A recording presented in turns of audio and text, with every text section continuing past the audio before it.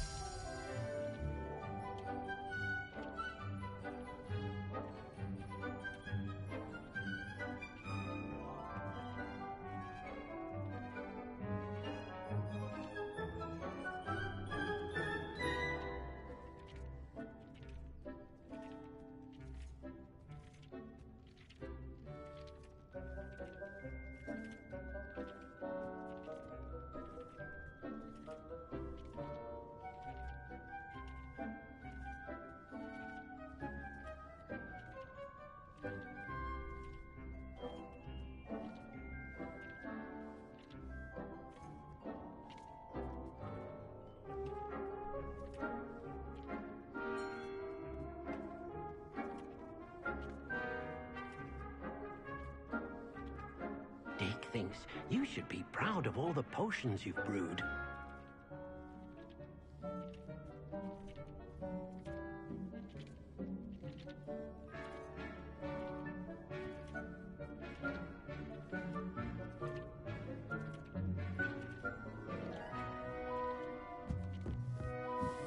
Revelio.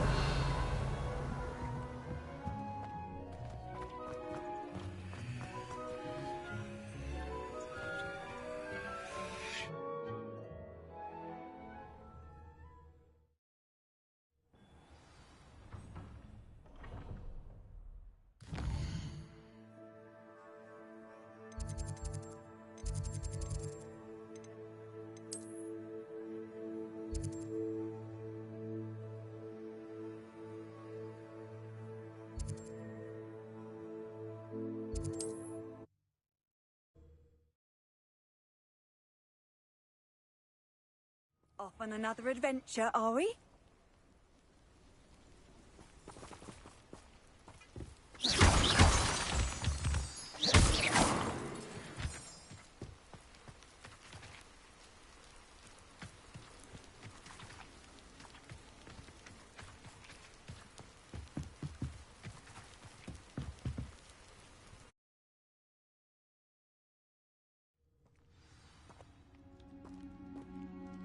A blockade.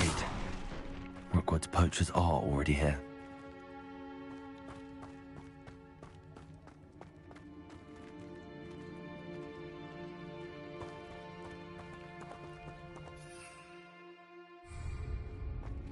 Oh.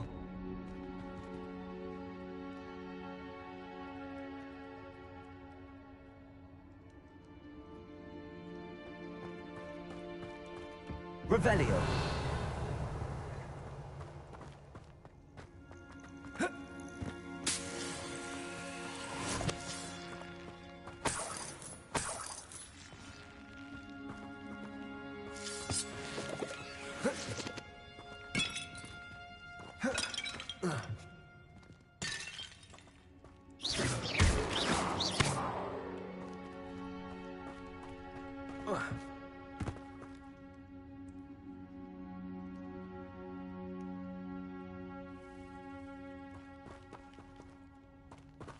Confringo.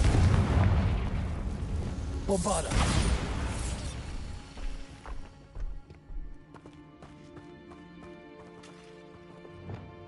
Confringo. Could the Phoenix be in there?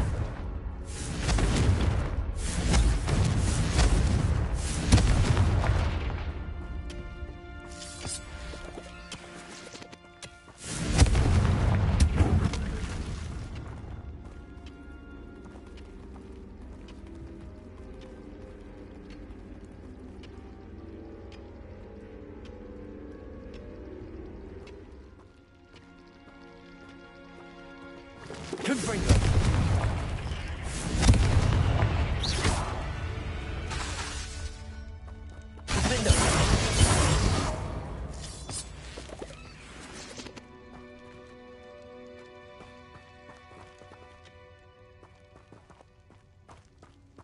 Confringo!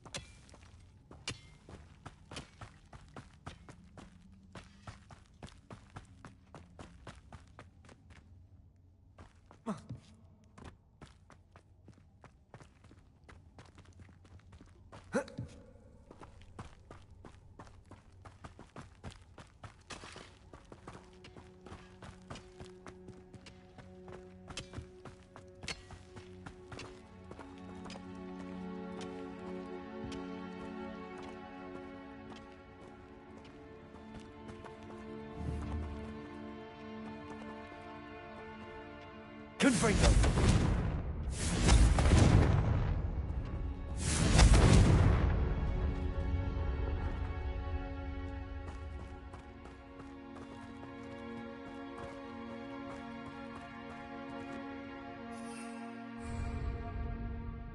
Revelio.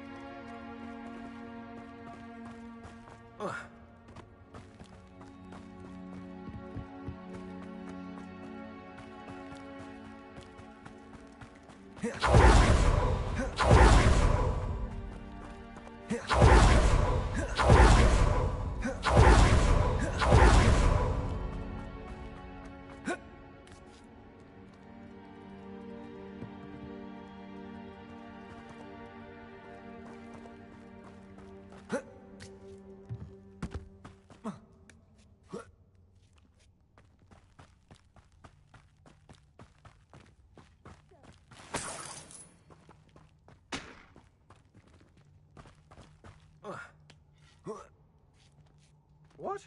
No. Keep looking. You've seen how much a single feather fetches. Confringo!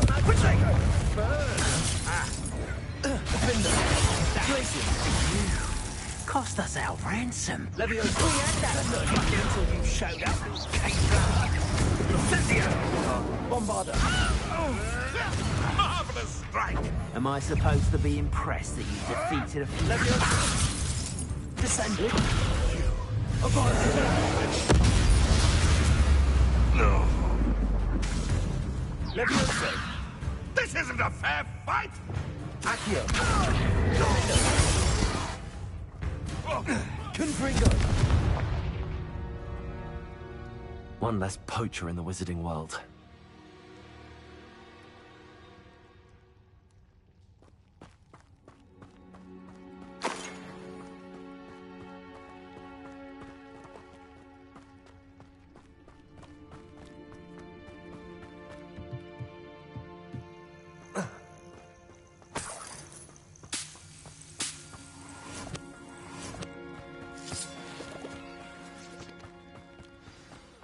Supposed to keep a phoenix from getting past us. Things can fly. More poachers? How many are there?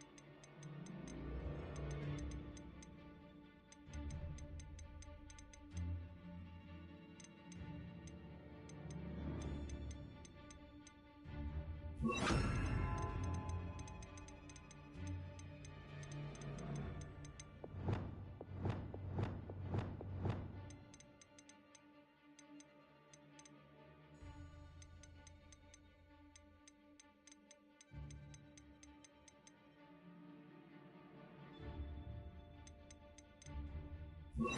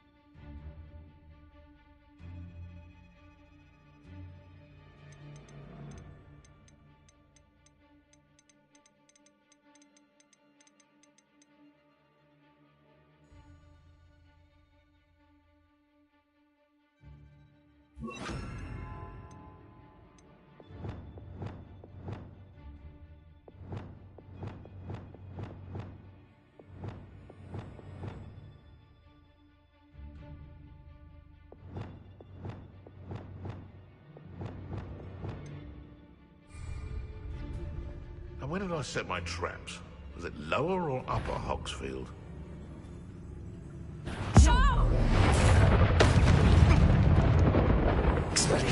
Levioso! No!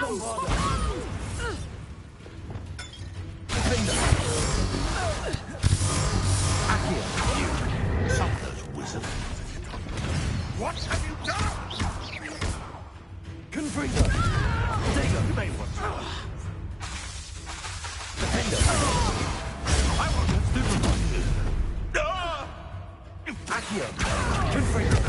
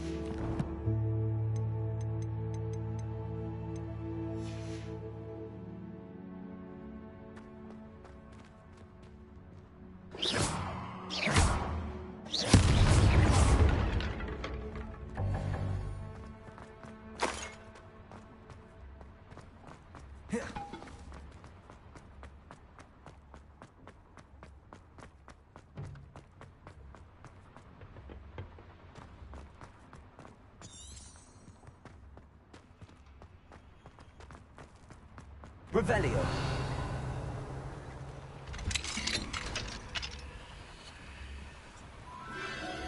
The Phoenix.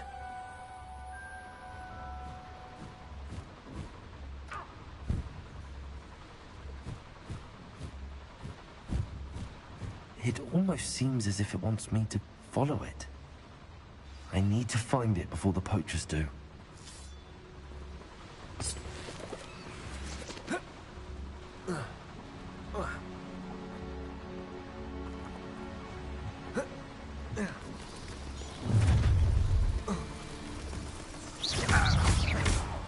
Protego! Blazing!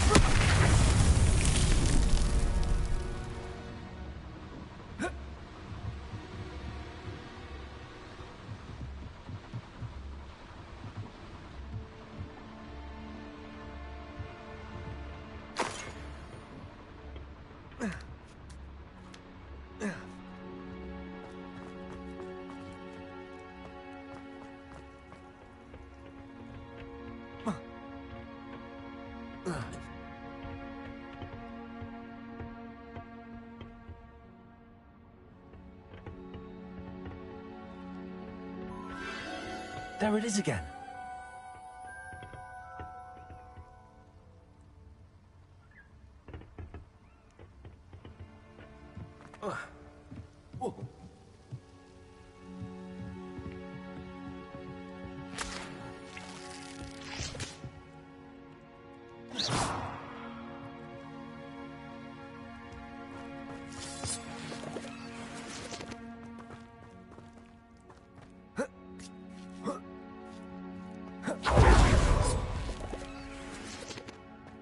Confringo!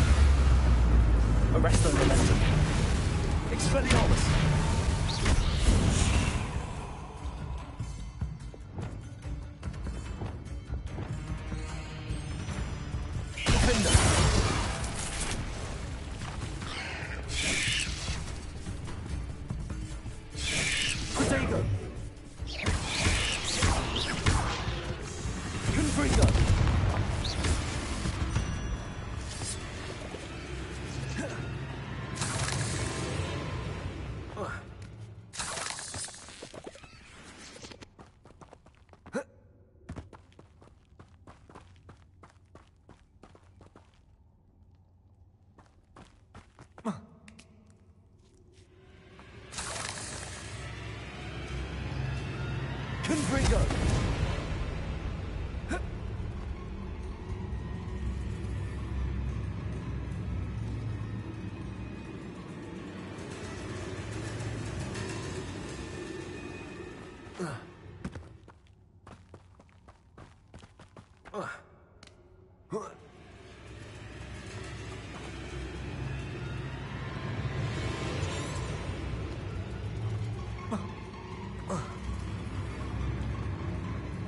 Revelio.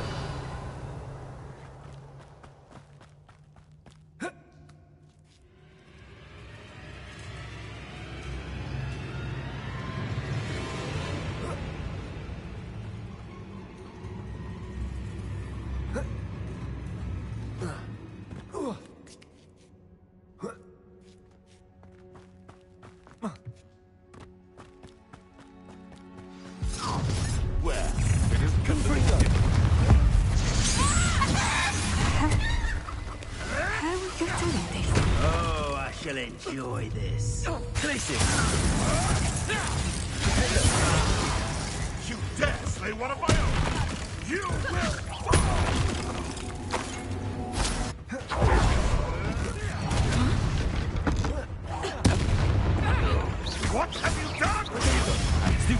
underestimated.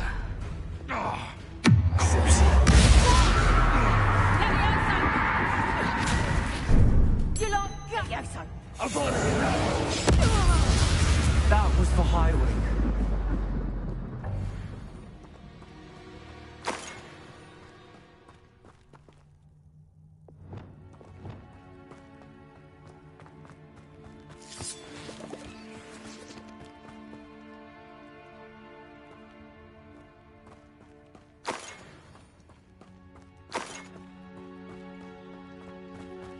Confringo!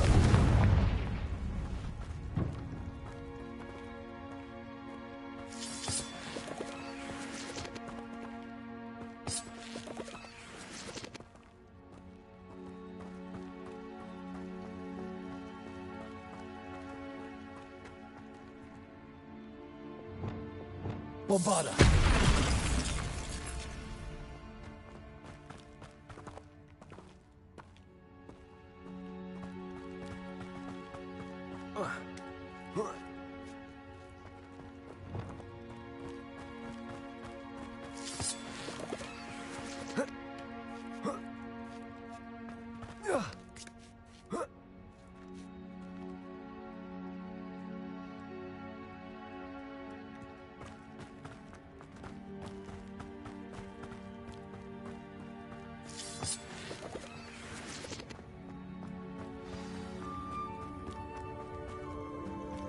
Hello. I'm here to help. I can take you somewhere safe.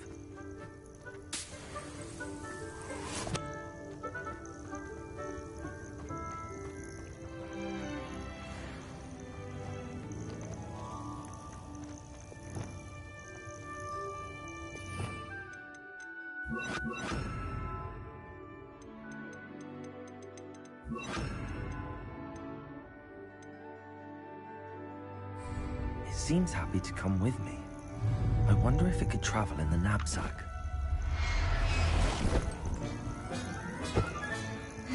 Let's get you back to the room. Deke's going to be pleased.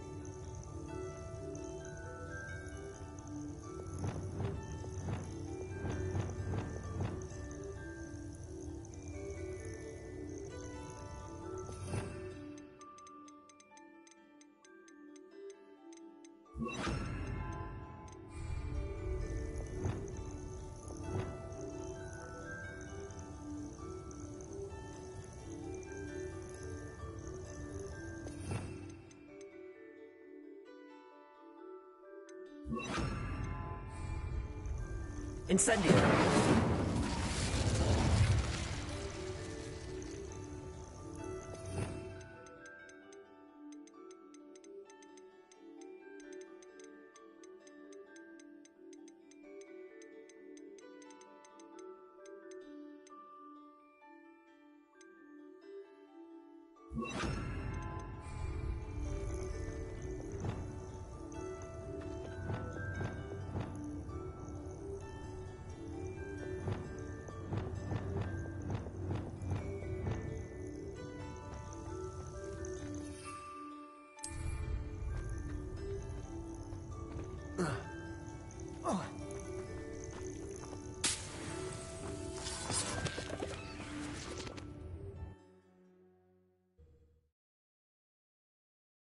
This could prove dangerous if I'm not careful.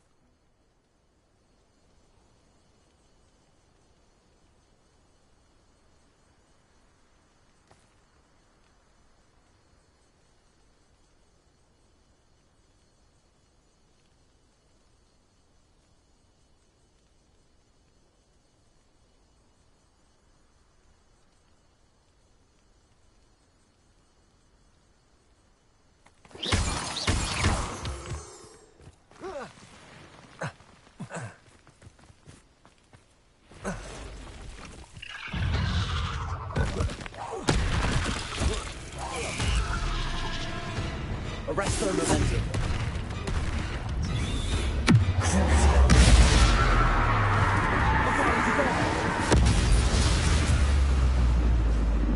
There's a victory that came none too soon. Ugh. Confringo!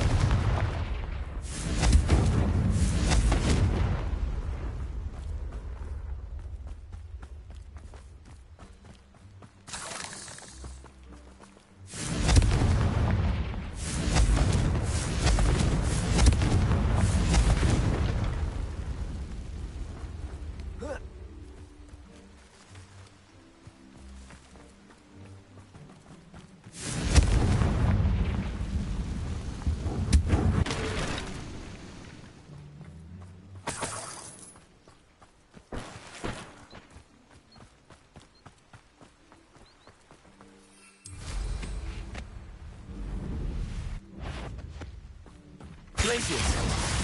Confringo!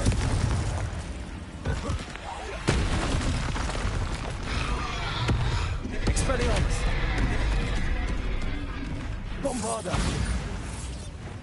Confringo! Stupefy! Defender!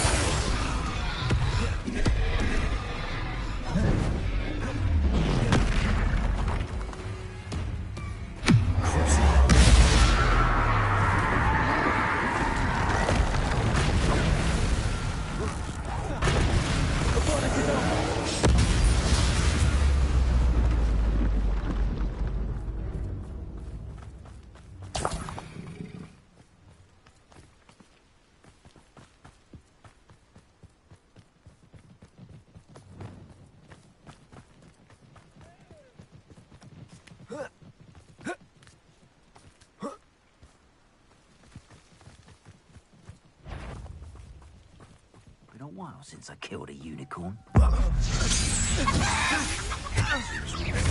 Protego!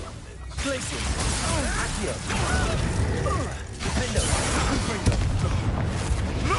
Protego! Stupefy!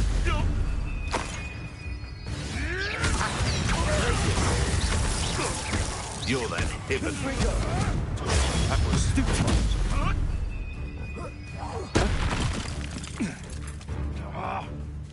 Accio! Defendo! The beasts are safer now.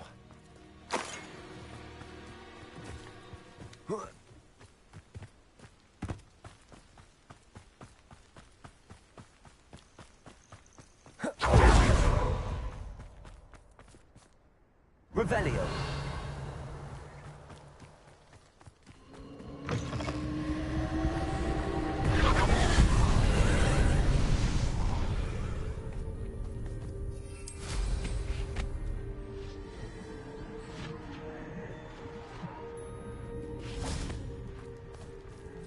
Hello, Hamura.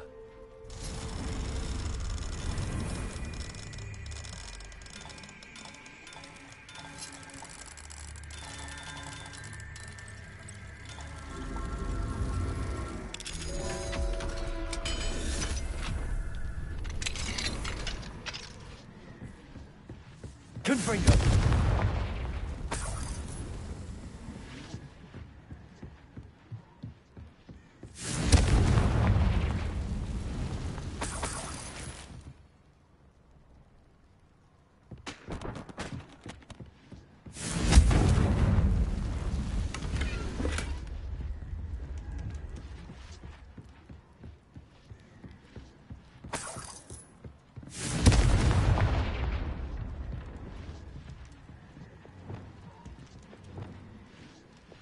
Wingardium Leviosa.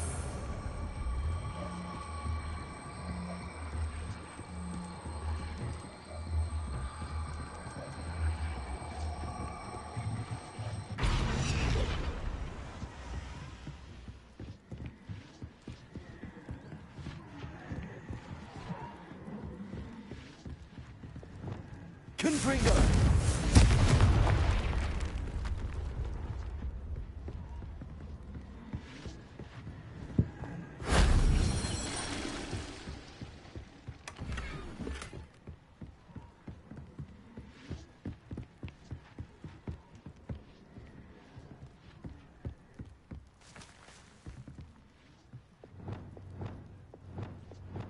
Wingardium Leviosa.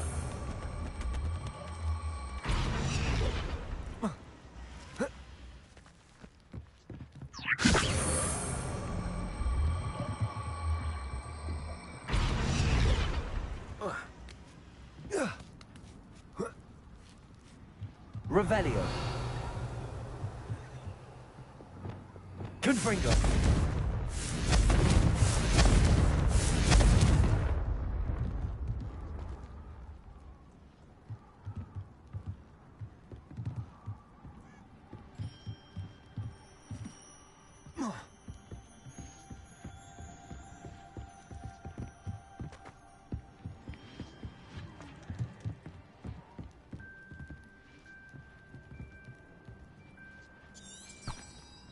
Revelio.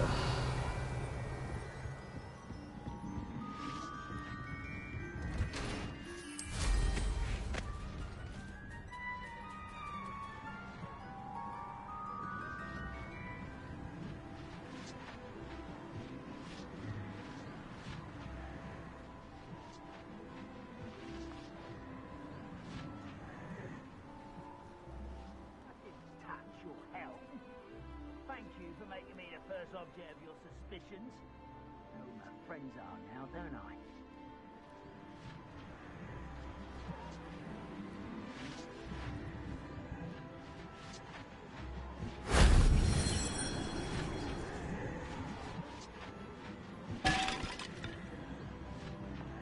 Revelio.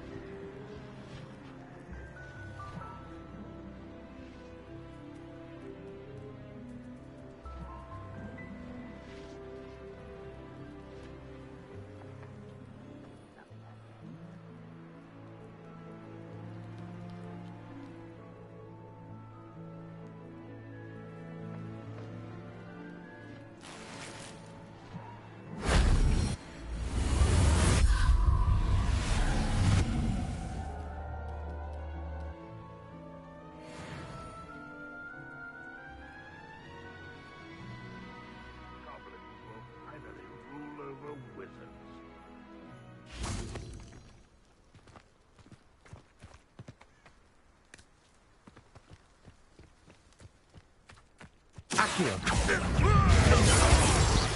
Confringo.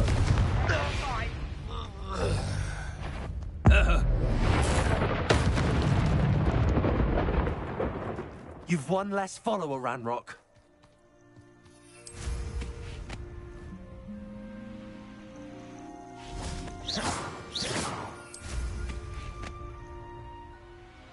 Revelio.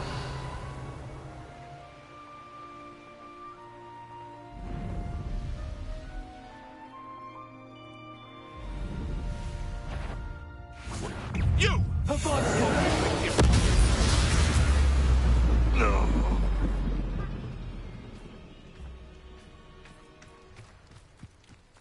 Goodness. Not a party to attend by myself. Accio.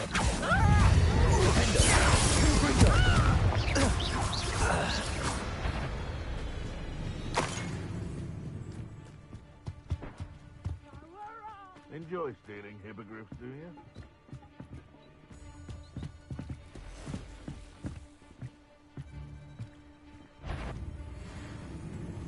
Loud as a troll you are. What have you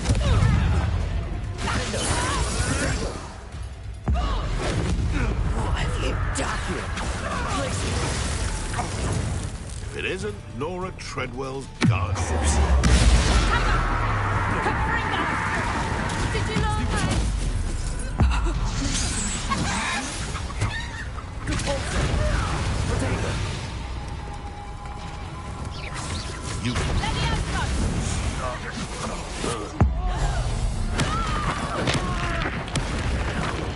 become personal.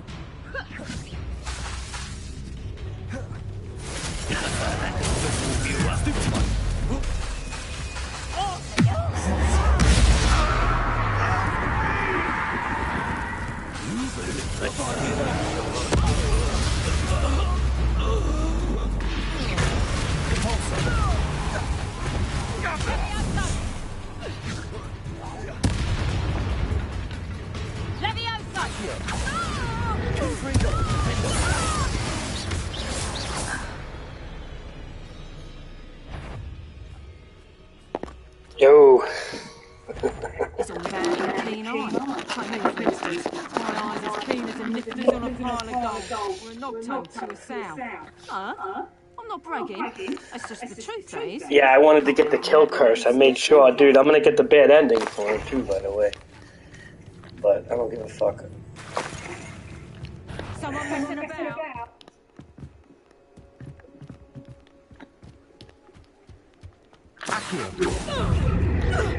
Arrest the runners.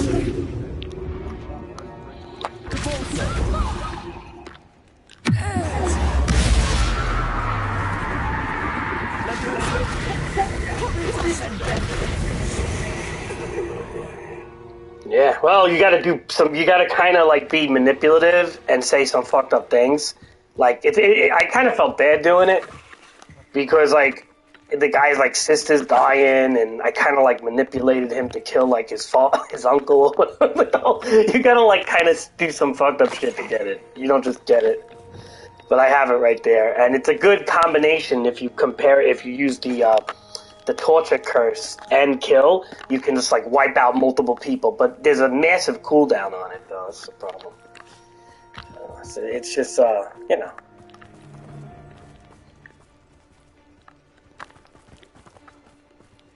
Watch, see? Here's the kill curse. Dark magic, I presume.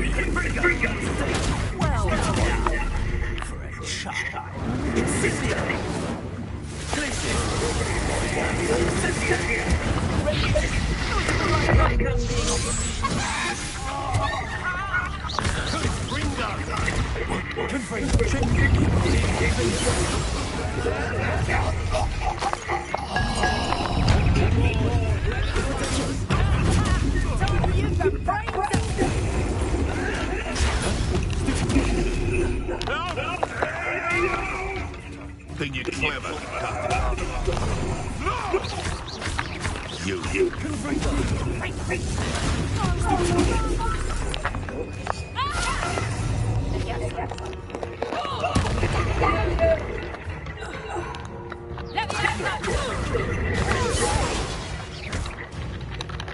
Yeah.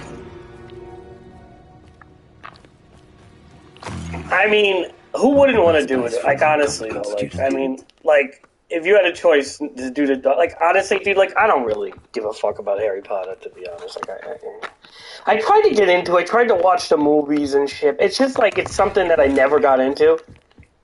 But, at the same time, the game is fun. So, I just like the game, and then, you know, and of course I'm going to go to dark side, you know, come on.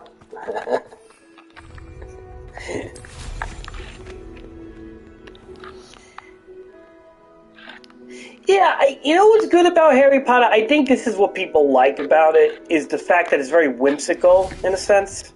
Where it's kind of like, it's very like, what's the term there? Like, it could be like very like interesting and cutesy, and there's animals and all sorts of things, and then like the very next page of the book or the very next scene in the movie is like a mass genocide or something. It's very whimsical. Like everything is always changing, like on a drastic level. It's not like Lord of the Rings, which has like a slow pace, like a slow pacing to it, right? Like I feel like with like Harry Potter, like or everything is just like, you know what I mean? Like it goes from like being like magical, like to Harry Potter's like parents being murdered like by Voldemort. Like it like just the next. It's very whimsical. It's just, I guess that's the whole idea with magic, right? It's just like I guess so. And I can see, I see why people like it. I like it. I think it's okay. I tried to get into the movies, man. I can't, dude. I got like 50 minutes in Sorcerer's Stone. just the other day, I'm like trying to get into the movies. I can't fucking watch it, dude. It's like there's something about the kiddiness or something. Like I hope it, like I guess that movie, you know, I can understand that was the first movie, so it's not gonna be like that adult, but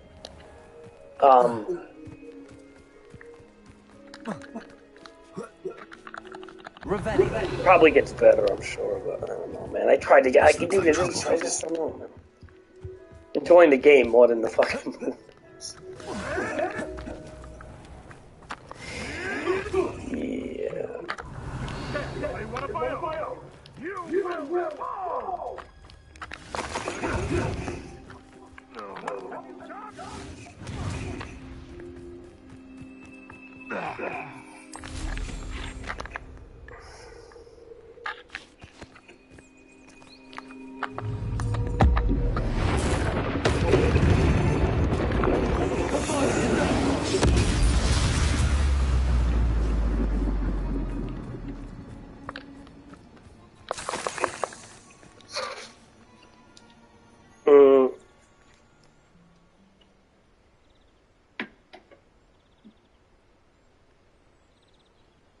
Yeah,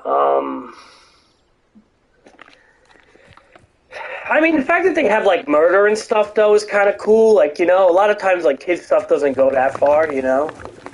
When it comes to, like, murdering and shit, which is kind of cool. But, you know, I like that. I like that because it gives, like, a sense of, like, what's the word, like...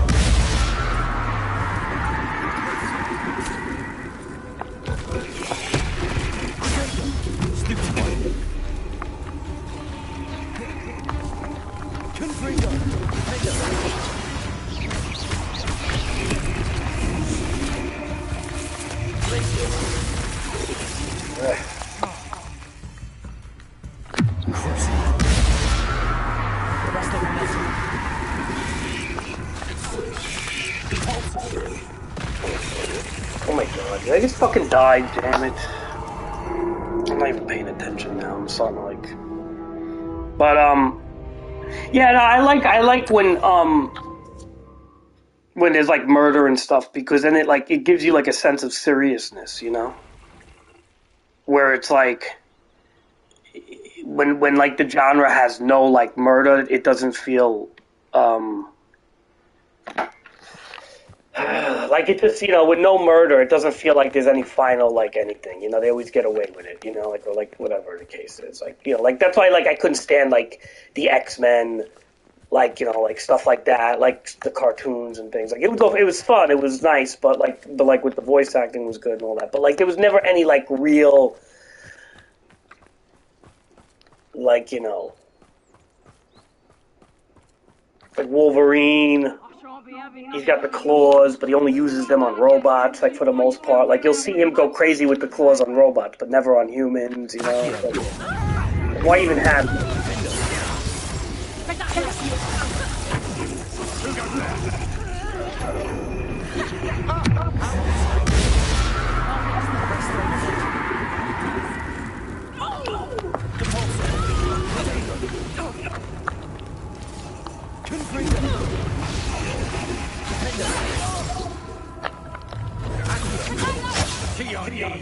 It gets a little annoying when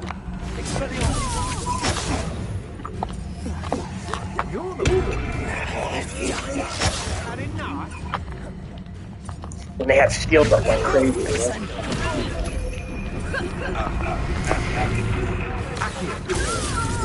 That's great, it's gotta get tough, man.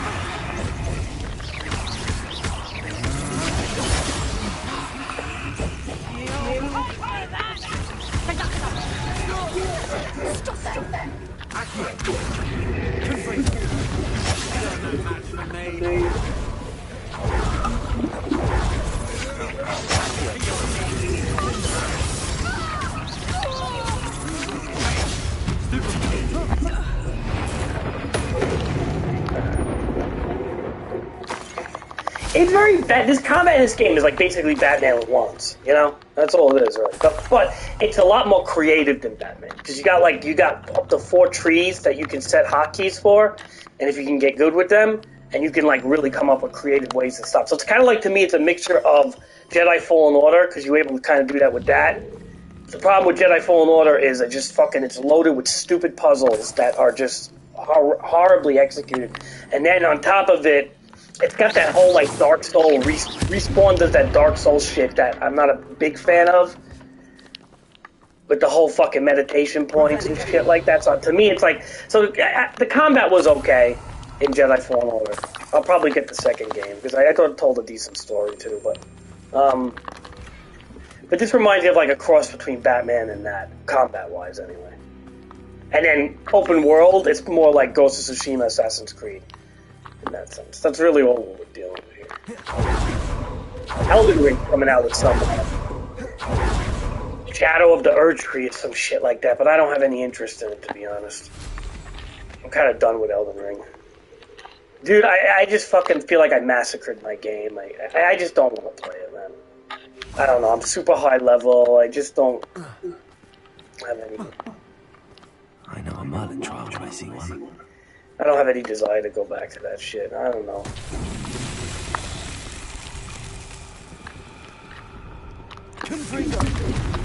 Pokemon DLC's coming out soon, they updated the performance of Pokemon again, seems to run even better.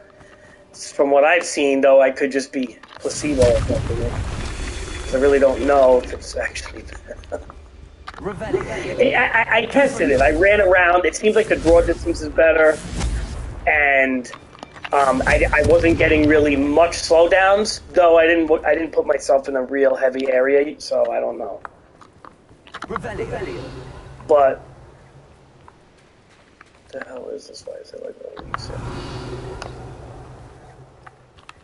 But Pokemon came out with a pretty good update, so I may get back into that soon. I don't know. Not so tricky after all. You know?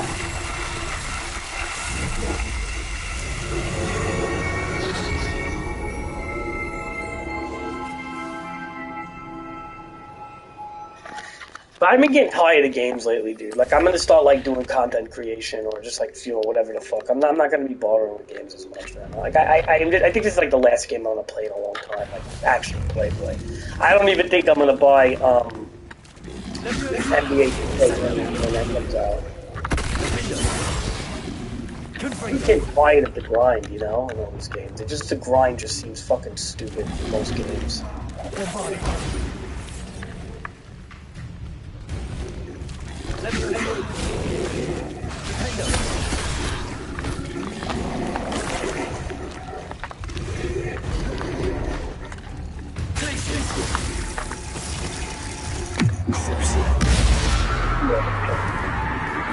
How is it?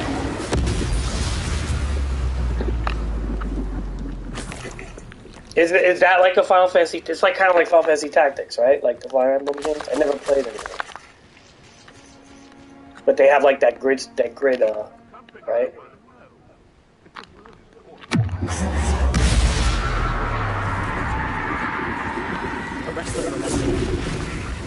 Some things are just right.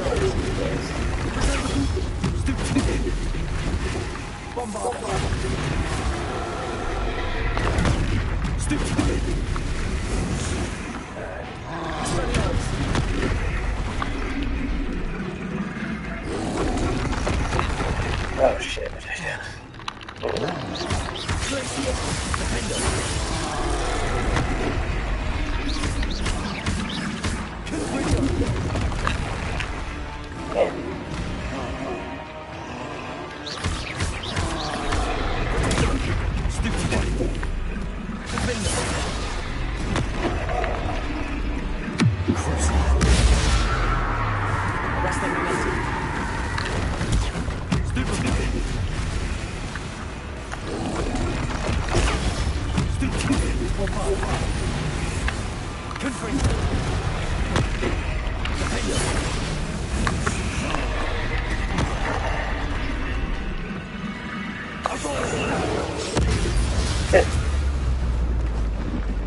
Dude, that fucking kill curse is literally kills anything one shot. It's for fucking stupid.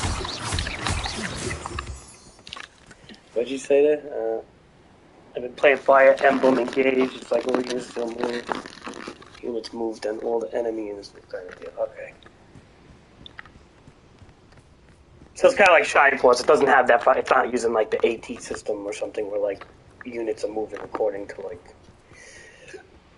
But I don't mind that. Look, I like those turn-based grid games. I think they're good most of the times.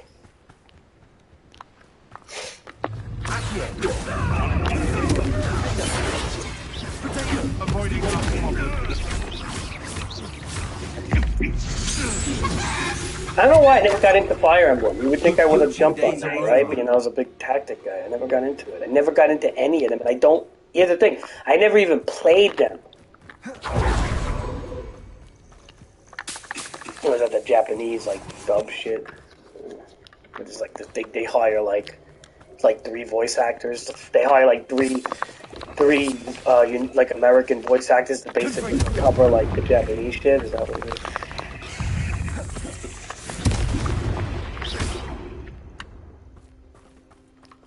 Eight legs is simply too many.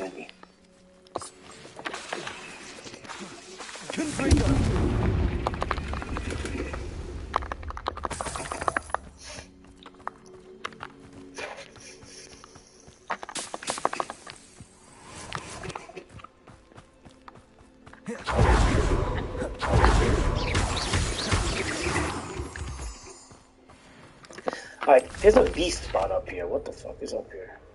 I want to get a beast. I need the cat. There's like this cat thing that I don't have. That's like the only thing I need now that I have a phoenix. Oh, I don't need these moon calves. I have 2 of them.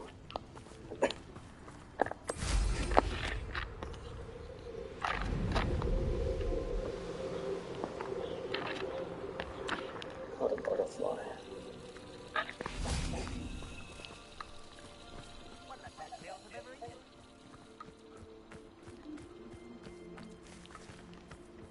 Let's see what's up your sleeve this time, Merlin.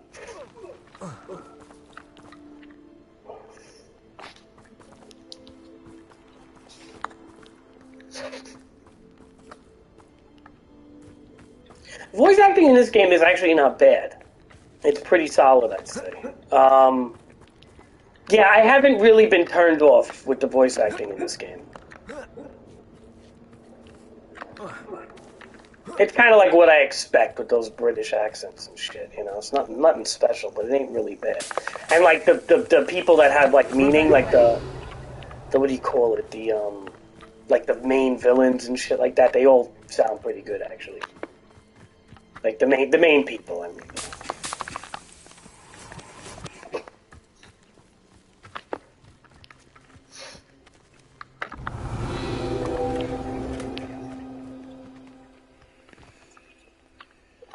Let's go back to the room of requirement. That's like your house.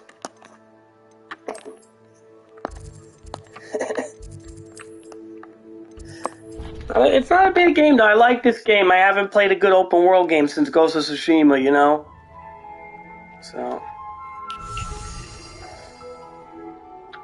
Did you find the Phoenix? Yes. And it's Valhalla. Assassin's Creed Valhalla was good. I don't know why I got as much hate as it shouldn't have. Safe. Remarkable. Well, what are you waiting for? Deep cannot wait to...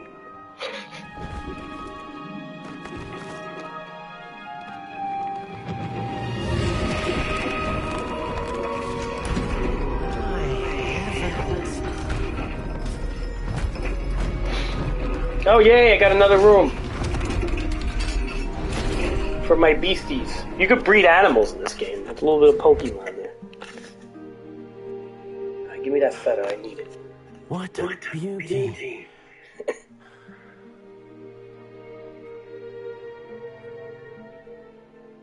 You keep it close. Hand it over, you little shit.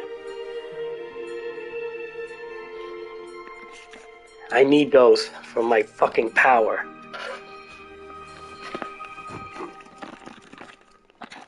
Professor Weasley and Deek were right to tell you about the Room of Requirement. Look at all you've done, and how many beasts you've rescued. A phoenix is safe now.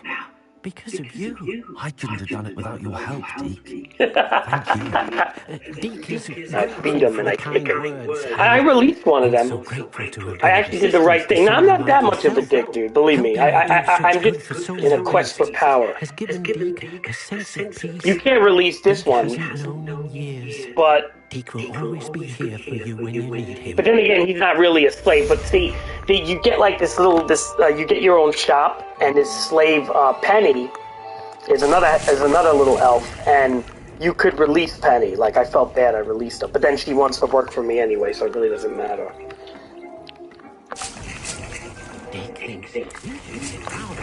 Little, damage control. I guess they don't want you just to openly have slaves. Doesn't sound good. Whatever.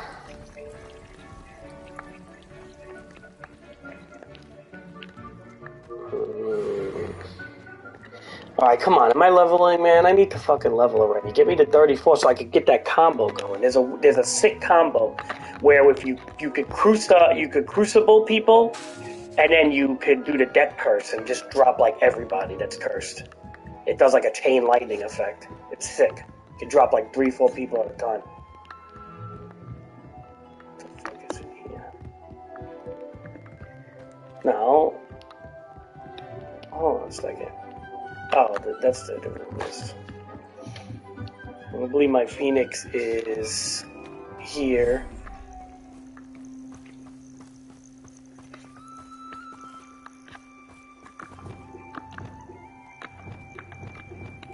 See, the only problem is I hate hotkeying things. So it's just like, all right, Bombardo and Levity. Okay, so levitation and that. Okay.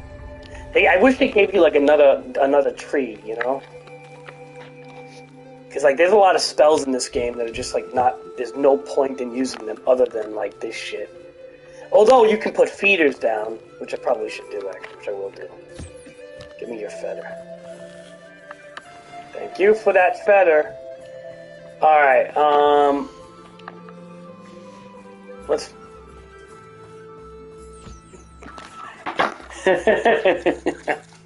Well, they don't know about it, dude. I'm not even supposed to know these curses. They're unforgivable curses. The only people that know about it is one dude who I kind of like manipulated to teach me it, because like he basically used it to kill his uncle, and then it was like, and you have a choice to answer him, like, did he do the right thing or not? And I was like, you did the right thing. And then he's like, and then you say, I would have did it too if I knew the curse. And he's like, well, thanks, I knew you'd be on my side. He's like, perhaps I could teach you to curse. And then you could say, now's not the present, now's not the time, or you can say, let's do it right now. So I put the one, let's do it, because if you answer...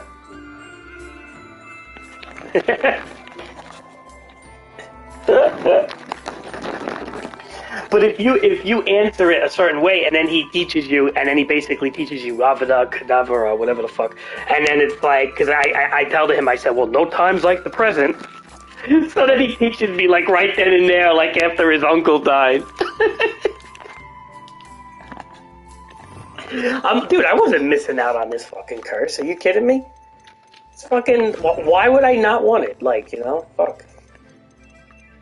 Alright. What the hell was over here, Bombarda?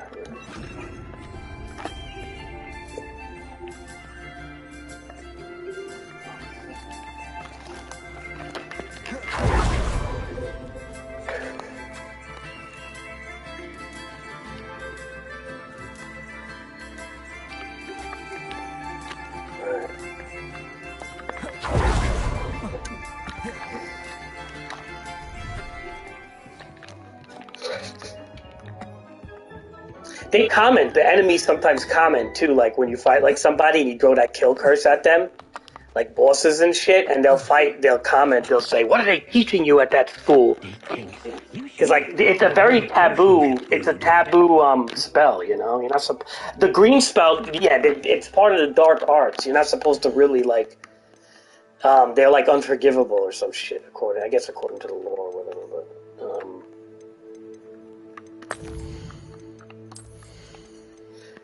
Yeah, the dark arts.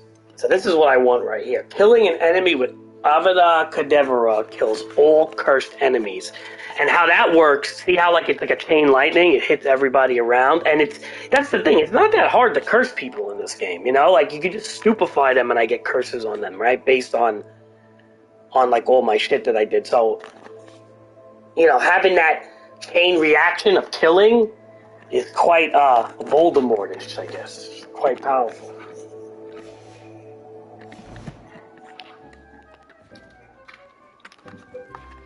I wish this, I like this robe, I just wish it had a hood, though. I like wearing the hoods. Makes me look menacing, like Palpatine or something. Oh. Alright, so I don't even know what I'm doing here. What am I doing? We got the Phoenix feathers, but... Sam backwards. Trial's like the last trial. I don't want to do this right away. In the shot. Sebastian wants me to... This is going to be a really fucked up quest, by the way. This is going to be the turning point of, you know, I learned, you know, I think I'm going to have to kill my friend here. Let's do it.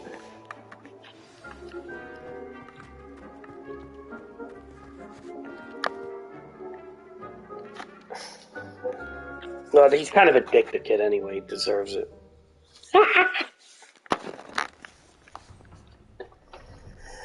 Equipping better gear, and dude, I don't fucking care about this, dude.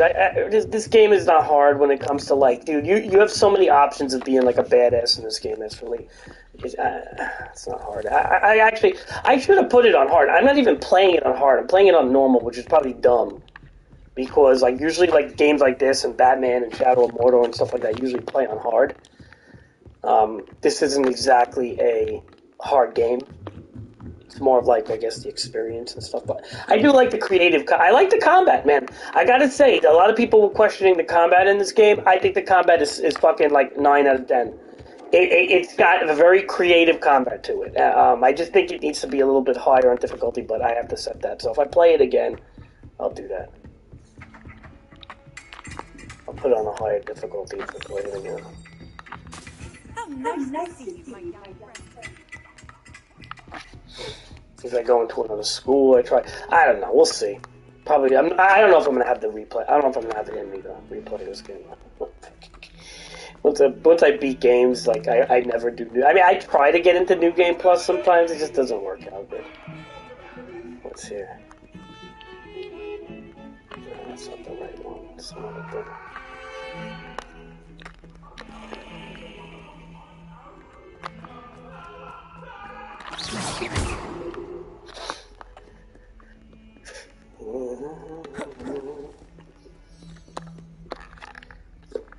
Alright, this is gonna go down here.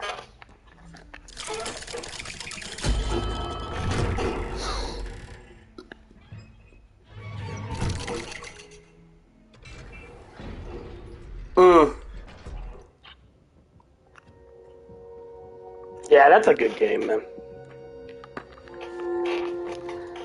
I really like that Zelda game.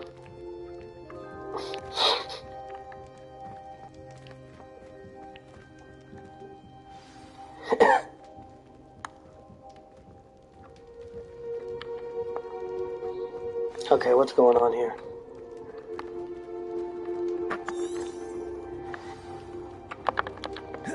Hi, talk to me.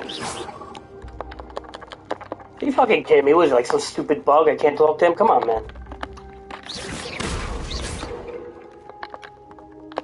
Not sure if I deserve that. No, but I think I will be killing him. Hold on. If I can... Yeah, this game here definitely needs some polish when it comes to it. There's a few nasty bugs, by the way. Like, one bug was in a quest where I had to go to a save. There is a couple of nasty little bugs in this game. One quest I had to go, I had to go past a checkpoint. Thankfully I had auto saves because I was going to be stuck in a place if I didn't, like, perma-stuck. And I looked it up and there was no way. You had to actually, kind of, you know, I hate shit like that, but...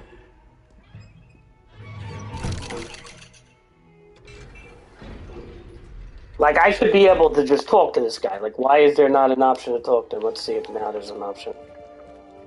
Meet Sebastian in the Undercroft. Do I have to wait? Like, what the fuck, man?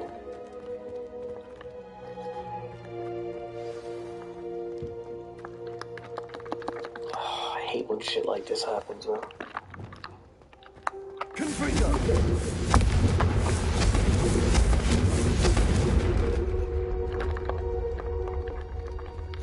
Alright, you know what? Let's wait then.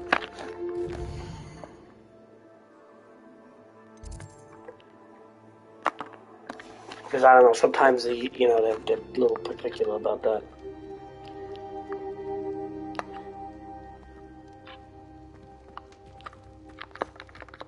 Are you fucking kidding? Alright, let me look this up, dude. This is fucking pissing me off now.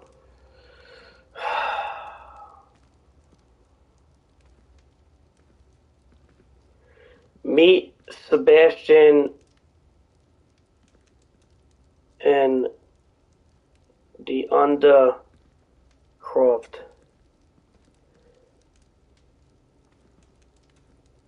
Bugged. Bug in Hogwarts was stuck in under after Sebastian.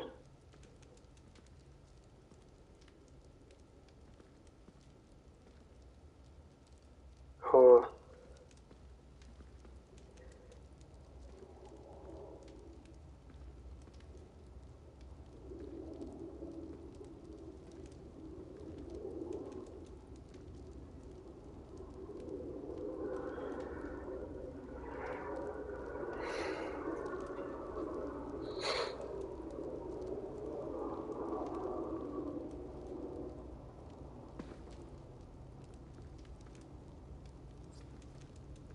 Oh, you have to hit see, okay.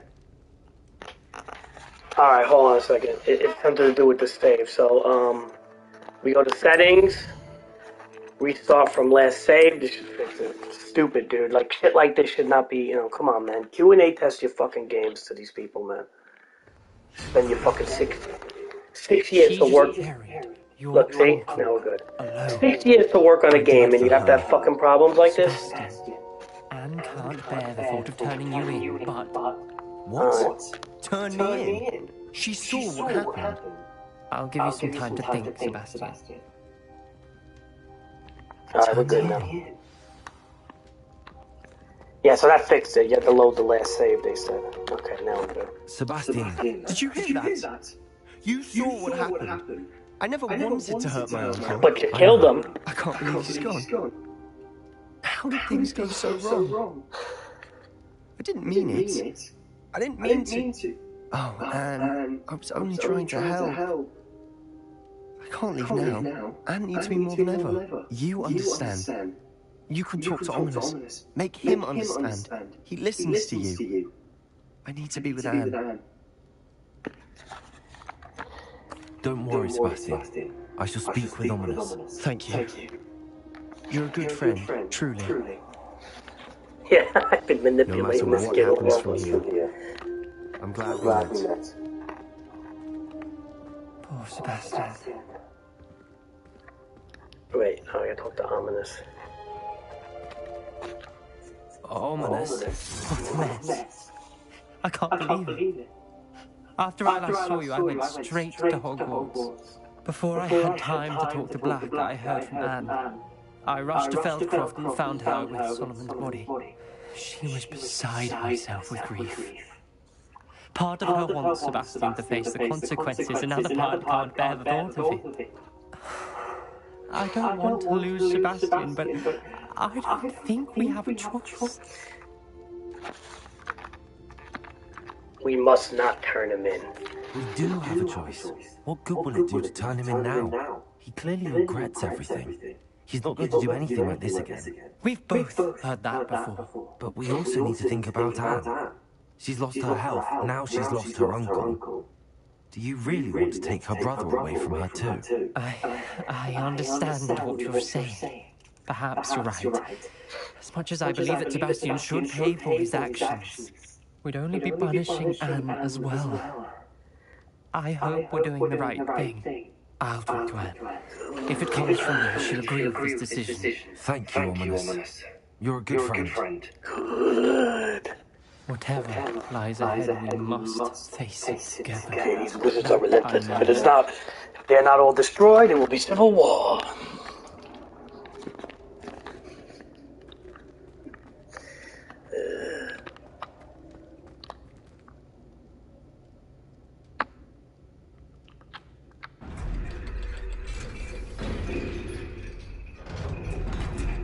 Get turned into guy. You're not turning him in because he's gonna get hit with Abadacadabra from me. Don't worry, you're good. You're safe right now, Sebastian. Everything is going according to my design. Alright.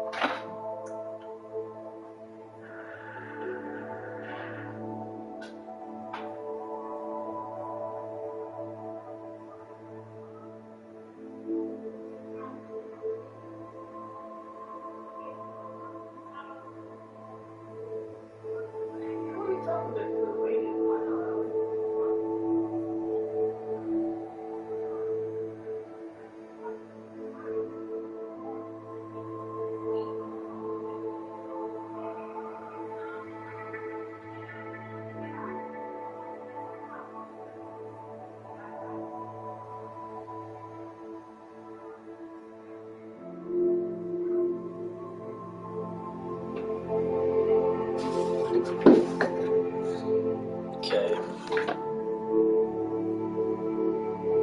Just making another coffee here. Alright. So what are we doing here quest-wise? As I make my coffee, let's see. I don't want to do this grief. Speak with Natty, surprise meeting, the data line keys. Okay, so gotta wait for the owl probably. Okay, speak with Natty or surprise meeting. Surprise meeting, I guess. I'm good when it comes to the animals though. I like the animals. I always help this girl with the animals. I just don't like the. What do you want to say? Adelaide Oaks, isn't it? I received your owl. Yes, I'm Adelaide Oaks. Oh dear. You see, my Uncle Roland is a metal trader who's quite well known in the goblin community. He normally sends me owls every week when he's on his business travels. In his last owl, he alluded to dealings with those radical goblins, Ranrock's loyalists. It's been ages since that owl and I'm worried. What with the troll attack on Hogsmeade and the rumours that goblins may have been involved, well, I'm fearing the worst. Should I be worried about my uncle, or am I overthinking this? I think you're right to be concerned, Adelaide. Your uncle may be in trouble. You're much more understanding than Professor Weasley. She heard I was going to look for him and forbade me from leaving the grounds. She's convinced he can handle himself, but I can't concentrate on anything until I know he's all right. Could you try to find out for me? From what I hear, you're almost as adventurous as Uncle Roland. I'll try and look into it for you, Adelaide. Thank you. He's very thorough in his record keeping, notes all his trades in a journal and makes maps. In fact, in his last out, he drew me a map of his next stop. He planned to set up camp north of here. I do hope you're able to find out where he is. Thank you again for any help you can provide.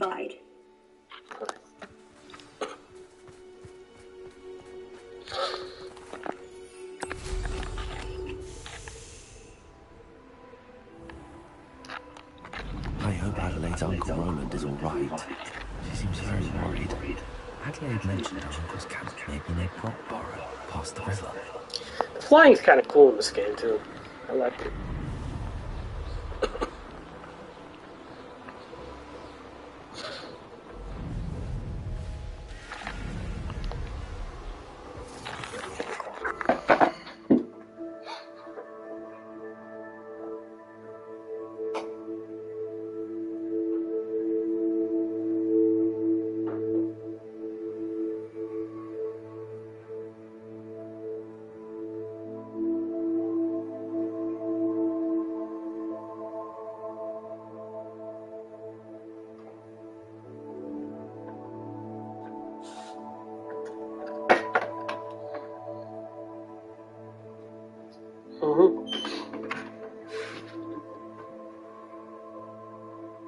That's one of the reasons I wanted to get it too. Was it's like, you know, I like open world games so much, and this is like the only open world game where you can really fly, right? Because Zelda doesn't count; it's gliding, really. And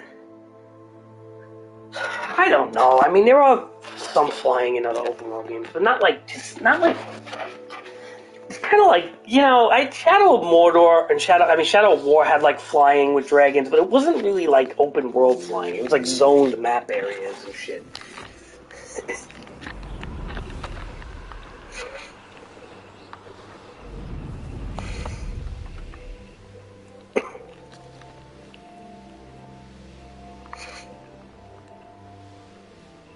So I know I'm definitely getting Zelda Tears of the Kingdom. That's like a no-brainer for me. I think it looks pretty good. Actually, horse riding looks like... Did you see the trailer? It looks like there's a reason you could ride horses now. Like, horses actually mean something.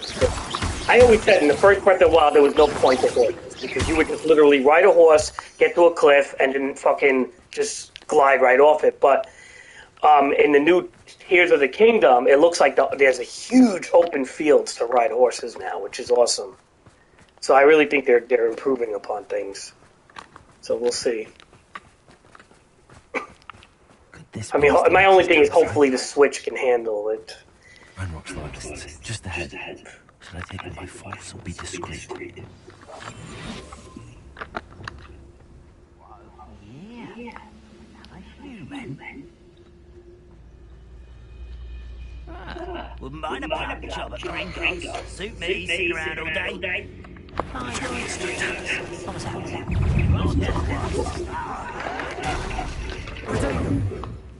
But this time around, it looks like they are going to be a lot more useful. Like, seriously, like, if you look at the trailer, the open fields are much bigger now. And the gliding is going to be more for, like, when you go on the upward islands, it seems. Like, when you do that teardrop, like that green teardrop shit, and you go to the upward, like, that's where you're going to be gliding a lot. But it looks like on the bottom, there's going to be more open fields and stuff. Because I personally... Like, I really analyzed the trailers that came out, and I saw that the horse riding looks like it's going to be legit in this one. So, hopefully... Because, you know, it's a shame, because the horse... I always thought the actual horse mechanics were not bad in Breath of the Wild.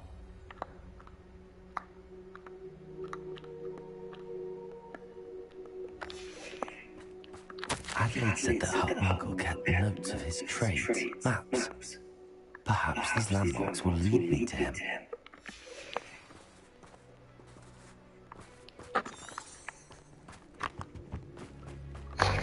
So I think that, like, you know, I did like the horses in Breath of the Wild. There was just no point in using them, right? But I like the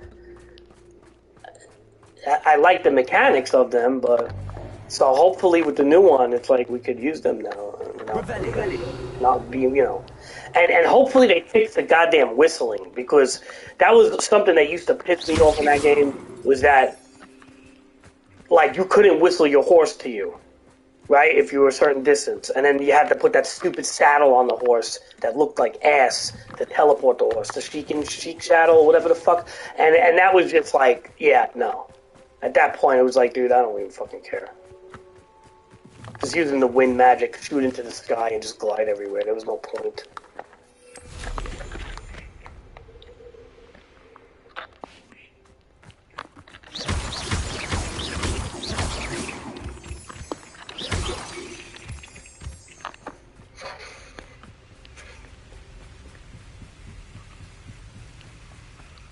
Use Roland's map to follow his trail. Oh man, I hate doing things like this. Alright, so let's do it.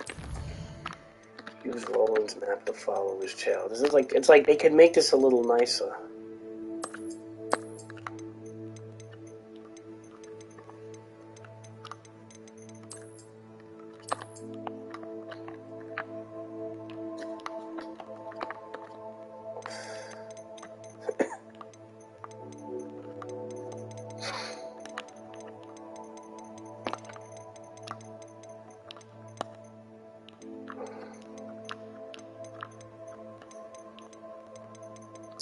Like, dude, if I have to really find this amongst all this shit, I'm gonna be pissed as fuck. Oh, there it is.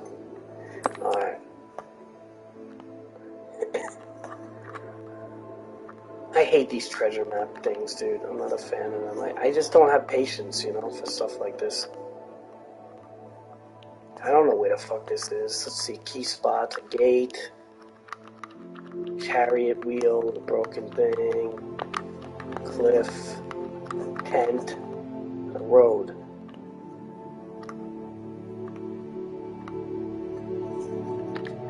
Let's see if we can find any of those landmarks.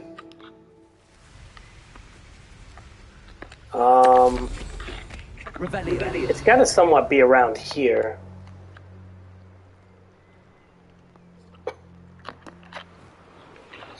Oh, one of these things. Platform.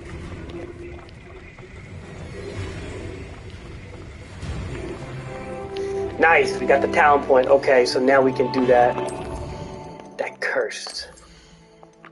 Right here. Killing an enemy kills all cursed enemies. Absolutely. Boom. I think I'll get an achievement for that.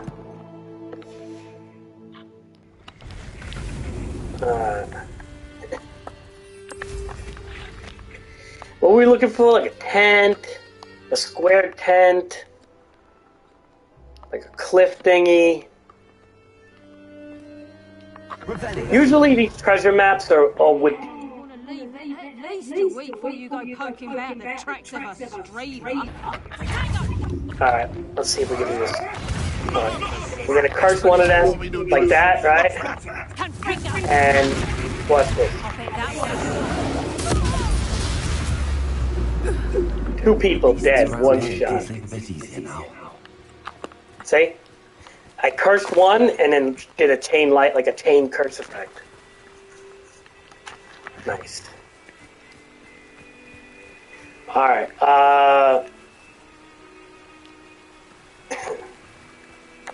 wait, let's... It was like a road, too, right? It was like or was that considered... I guess that could have been the river. It might not even be a road. It might have been the river. Let's see. That's a tent, but that's not the right tent. It was like a flat-topped... Yeah, I'm not a fan of these. I'm not a fan of treasure maps in games. I'll be honest. Like even in Red Dead 2 and stuff, I did them, but I wasn't a big fan of them. I was cursing every ounce of the way.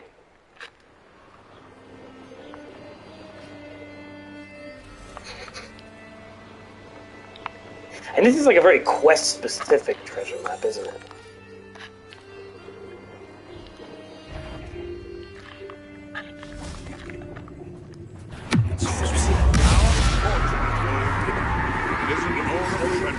Precious little god.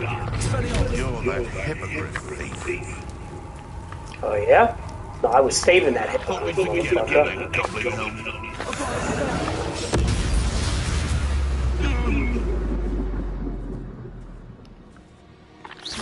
I did all those challenges pretty much, so they're just gonna keep giving me challenges like that don't matter no more. Like when it wants me to do things like shove them in the air, burning and whatnot. It doesn't give me anything really. So I don't even care. Alright, so wait a minute, what's this?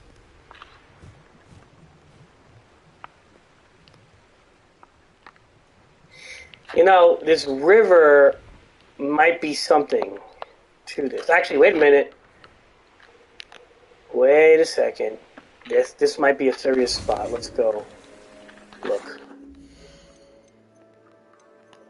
What they really should have did in a situation like this is hotkey the treasure map rather than me look all the time for it. Like, you know what I mean? This should be on a hotkey. Like, that's what Ghost of Tsushima did. When you had a treasure map and they knew you had to look for something, they literally hotkeyed it because you were in the middle of looking for it. Like, that's smart. What they're doing here, where I have to go in the inventory and fucking look at it every time, is why I don't want to do this. Does that make sense?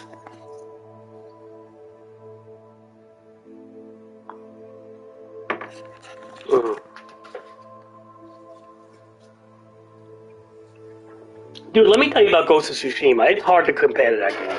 That game took traditional open world games to the...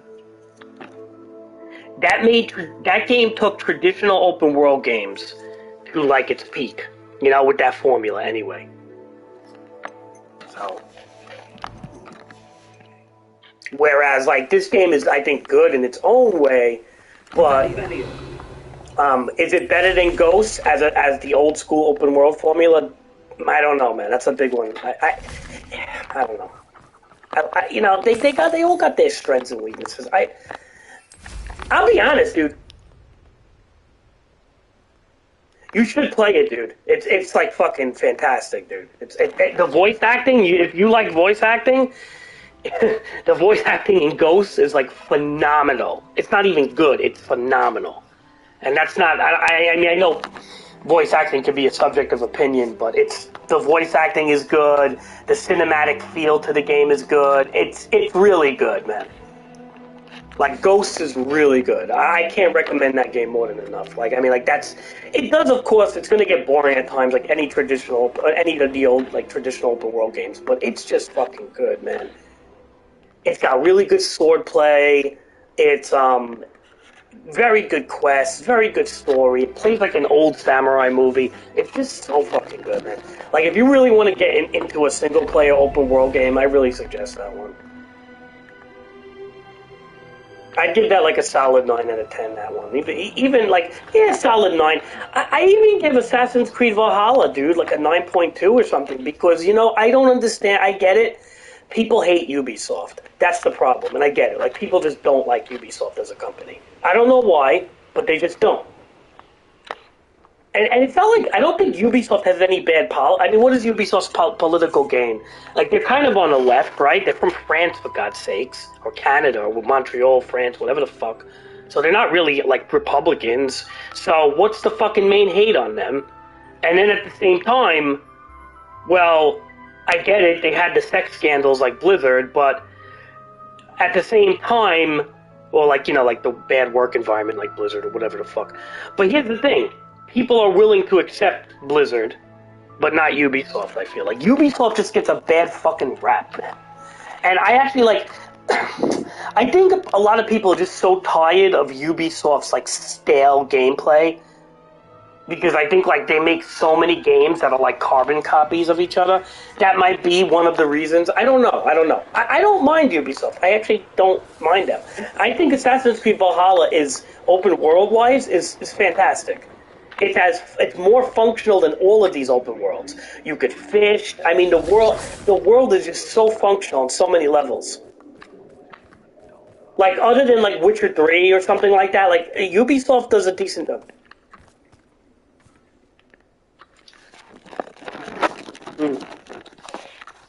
I don't hate Ubisoft. I don't know why do you know why it gets a bad rap? Like, I don't understand why it gets a bad rap the way it does. I really don't.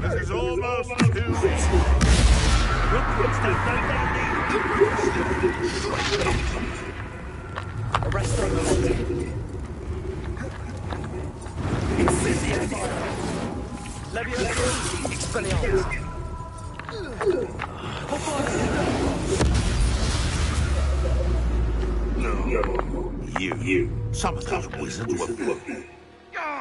Expelliarmus. I know you. Yeah. One less poacher in the wizarding world.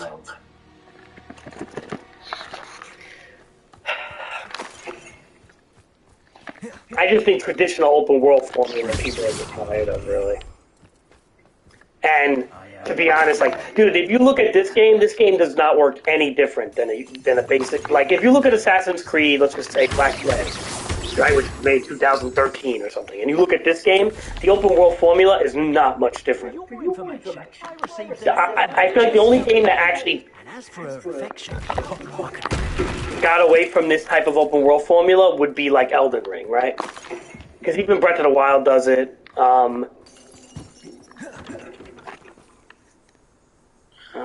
Listen to drama. The company mode, I got open map and there's yeah, it's the bloatedness. I get it. That's what I'm trying to say. Is like games like this game, like this game is more bloated, dude. Like this game, honestly, like, is this game more bloated than Valhalla? I don't know. Valhalla was probably more bloated, but damn, it's close, dude. It's fucking close. And look, even Ghost of Tsushima has bloatedness to it. They're like traditional open world games that are bloated as fuck, man. Revelio. I think Elden Ring kind of stepped out of that in a way, though I'm not a fan of Elden Ring's, like, anything too much with Elden Ring, other than the custom builds you can do. I don't like the platforming. I don't like a lot of things in Elden Ring. But some things were okay.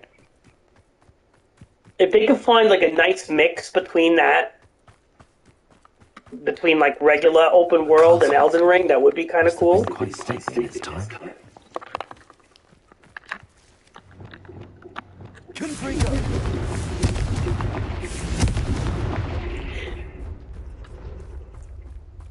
I think it needs a mix, though, dude. I don't just like running around like aimlessly. You know, Sonic Frontiers does that and did not do it good. Sonic Frontiers like tried to copy Elden Ring's like map formula. Yeah, I mean, if you play Sonic Frontiers, it's the same fucking shit. Like, there's like no story. Like, they literally Sonic Frontiers is like Sonic Elden Rings, but it does it in a horrible way. It's kind of like it copies Elden Ring, but it doesn't do it good. I can't explain it. I think that formula is very hard to copy to make it even somewhat successful. And the reason why Elden Ring was successful was based on the fact that Dark Souls was so successful. So because of Dark Souls, like, difficulty and everything, and people like those challenging games, that kind of...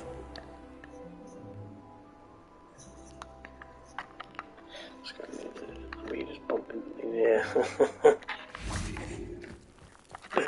Alright. Revelio. Confringo.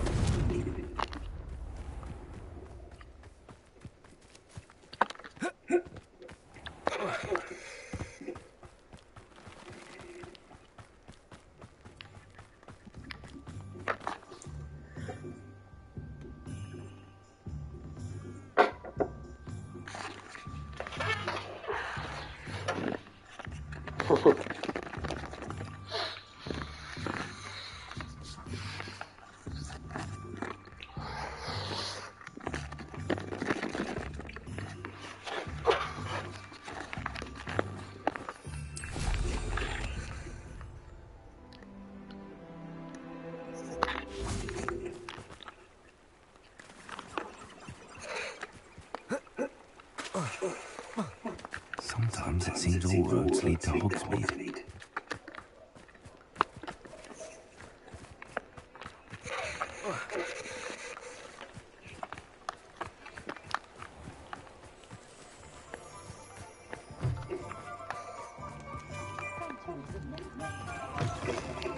Just let me know if there's something in particular you're looking for.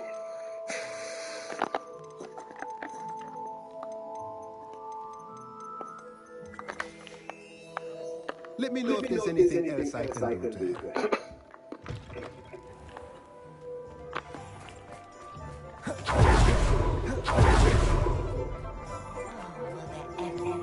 Revelio.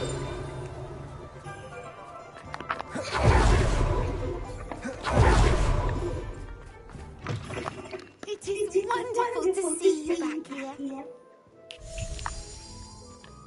Oh, perhaps today you have something you'd like Penny to sell for you?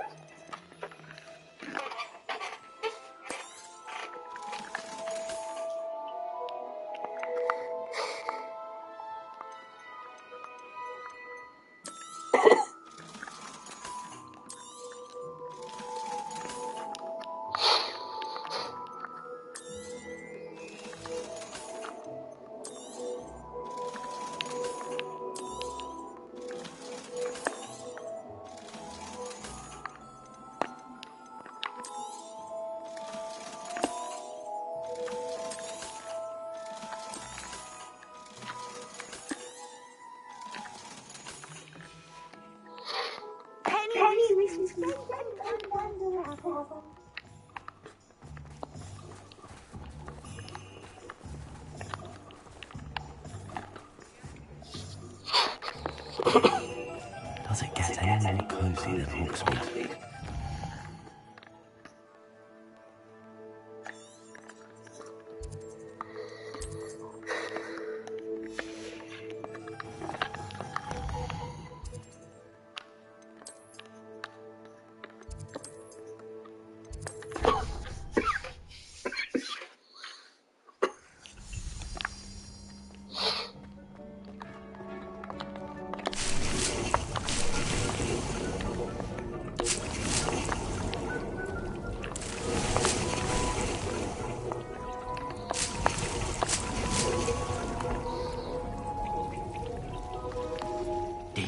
You should be proud of all the potions you've brewed. Deke thinks you've made marvelous improvements here.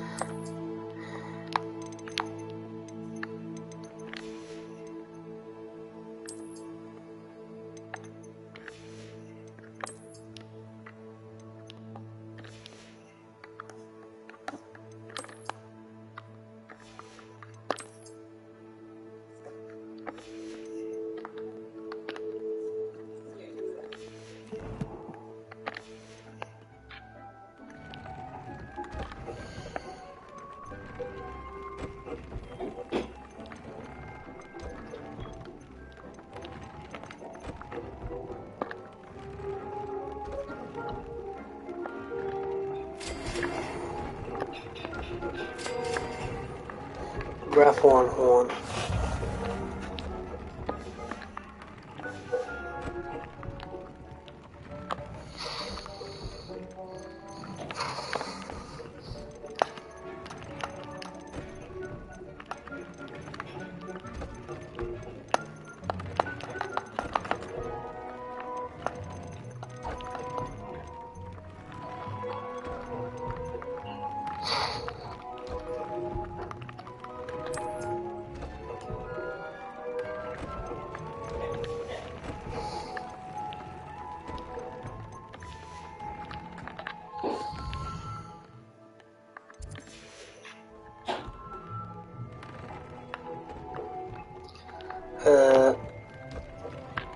Just curious.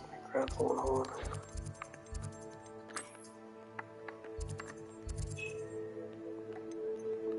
Hamlet.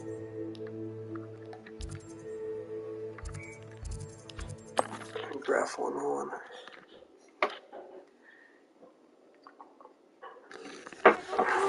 Travel broadens the mind. Revelio. The Ministry's good work if you can get Hello, Hamora.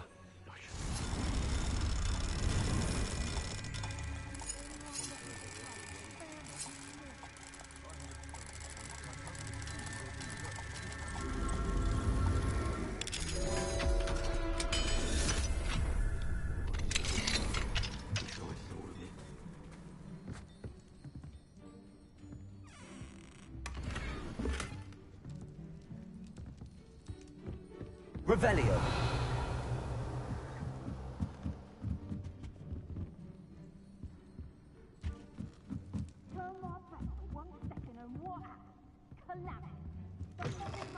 How is standing behind a till counting as enough?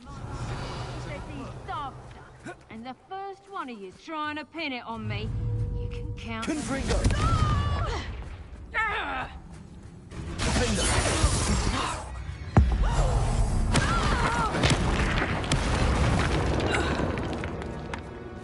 It's shameful what you've done to helpless beasts.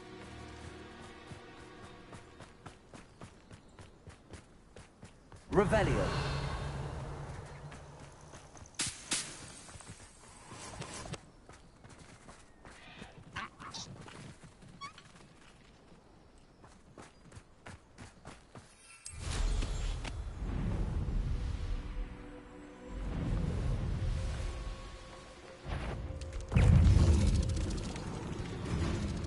It's like a place right out of a storybook.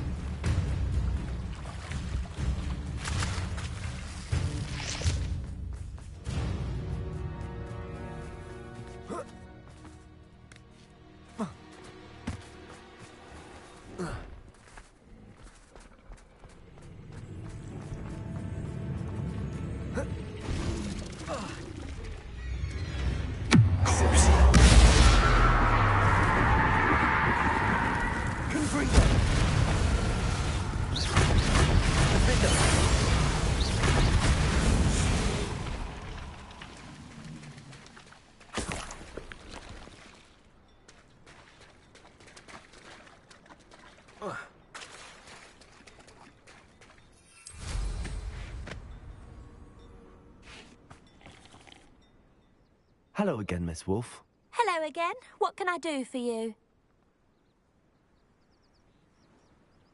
What do you have for sale? Do you know what you might be looking for? Oh, you'll like that. I guarantee it.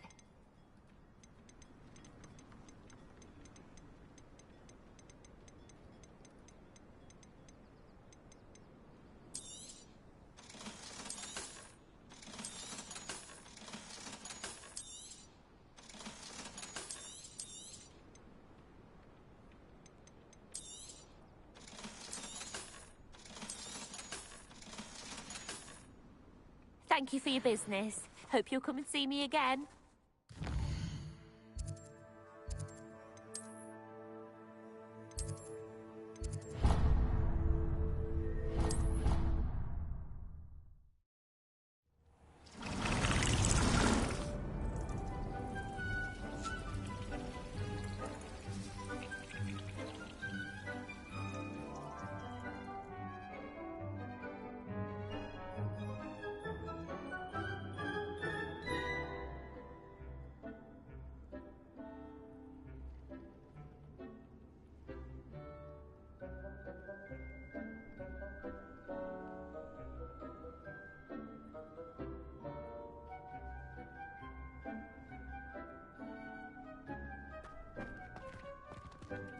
Dick thinks you should be proud of him.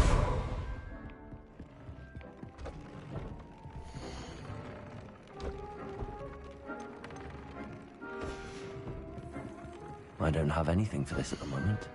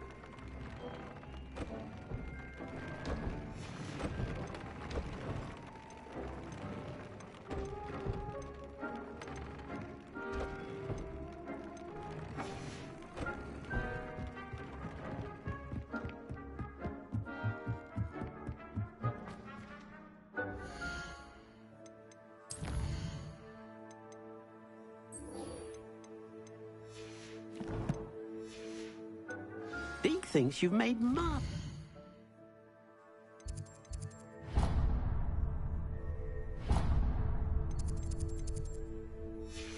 Improvements here.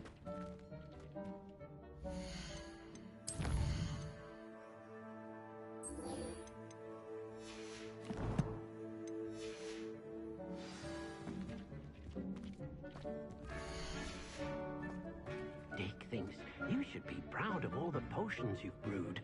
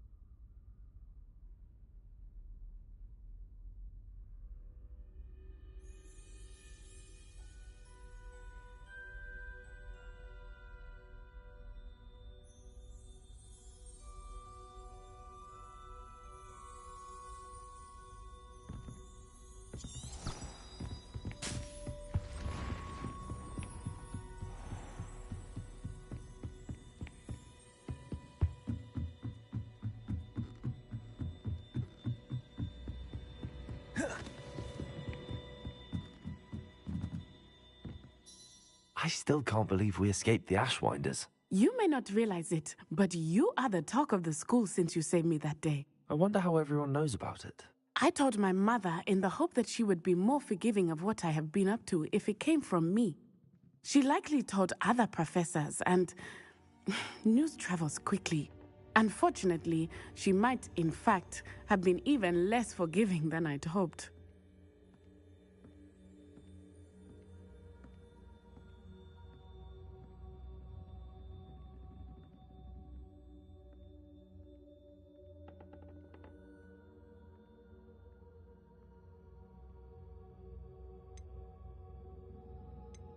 If she knew more about what you've done, I suspect she'd be proud. If she knew any more about what I've done, she would never let me out of her sight again. I'm sorry. Has Officer Singer done anything with the evidence we provided? She has not. Harlow is as strong as ever. Someone needs to stop him, whether it is us or Officer Singer. If someone had stopped the monsters like him in Matabeleland, my father would be alive today. What exactly happened to your father? It was a beautiful day. My mother had gone to tend to a neighbor who was ill, and so my father and I were galloping in the savannah. Galloping? Your father was also an animagus, I take it? He could become the most majestic giraffe, and he would carry me on his back, my arms around his neck.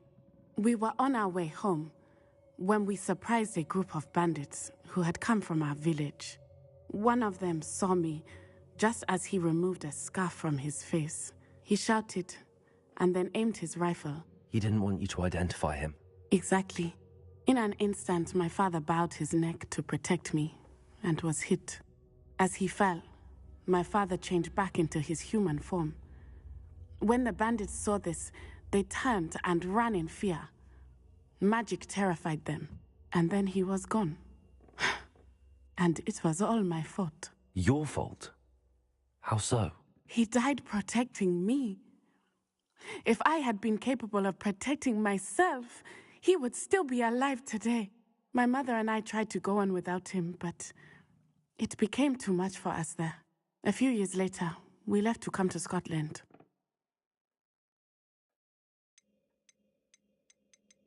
I'm sorry, Natty. I can't imagine what you've been through. Your father sounds exceptional. He was. Truly extraordinary. And thank you for your kind words. We all have our burdens. My father had a saying about that. Yes, I remember. Rain does not fall on one roof alone. Exactly. Soon you and I will put an end to the Ashwinders, beginning with Harlow. And once he is gone, we will turn our attention to Rookwood. We are making progress, and we will succeed. Thank you again for saving me. You deserve all of the praise you have received.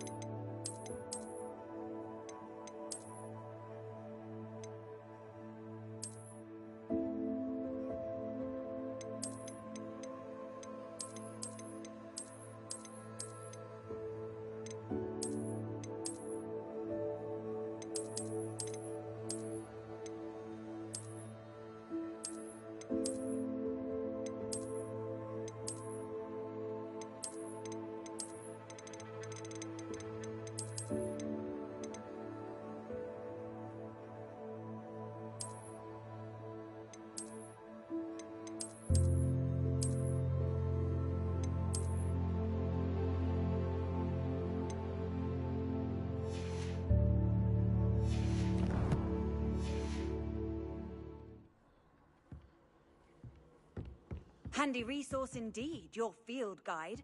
I'm most pleased to be included.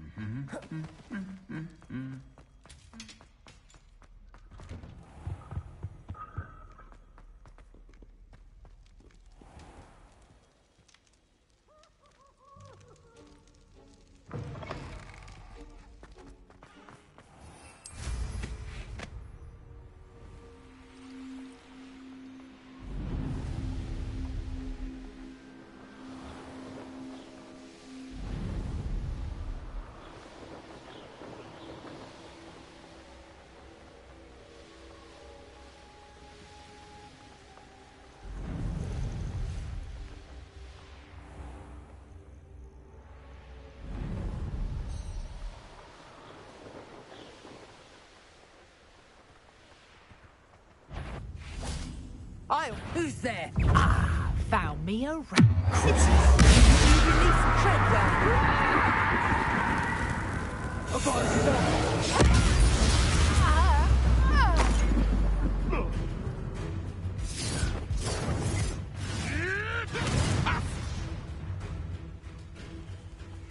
Accio. Defender. Reduction. Something. Confringo. Stupefy. Confringo.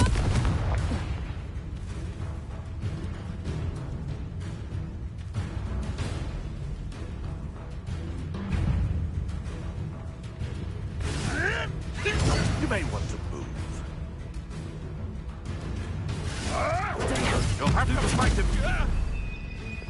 Levioso.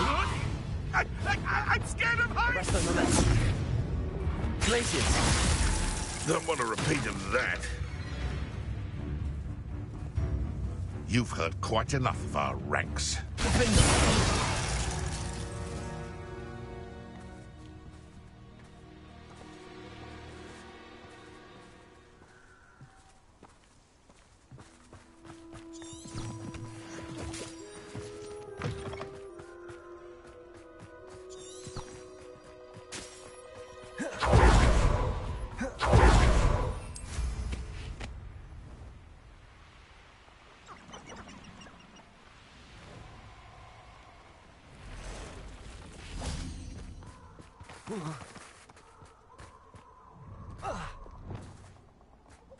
Let's get this over with, shall we?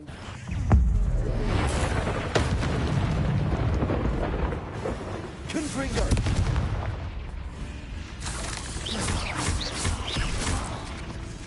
Accio. Defender. Crescendo. Stupefy. Havana Cadabra.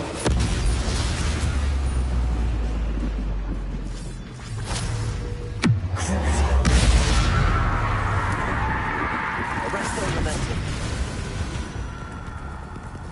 Confringo.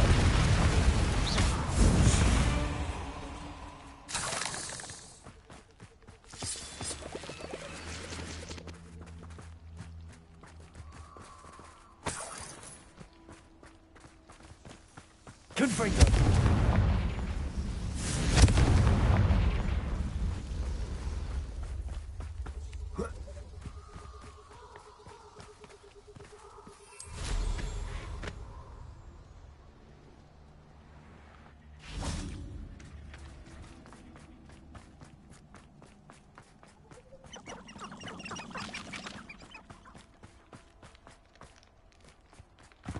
Here.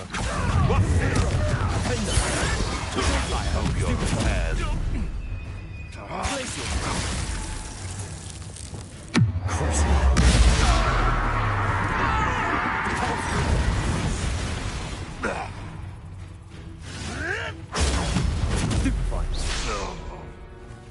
The beasts are safe now.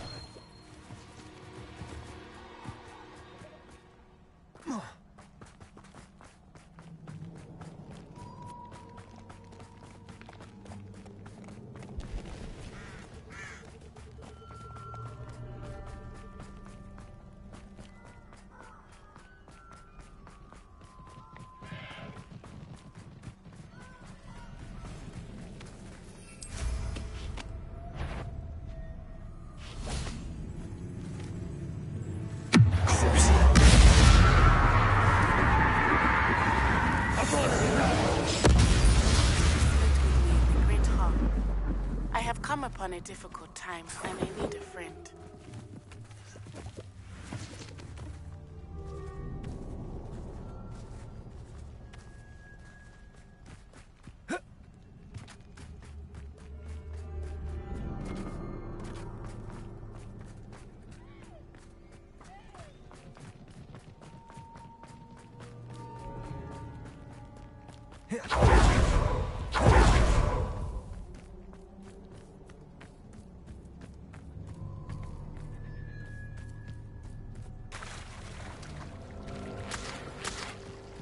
I can do this. I can do this. They will want to help. Is this where we're meeting the centaurs? Well, they don't exactly know we're coming, so it's less of a meeting and more of a surprise, I suppose.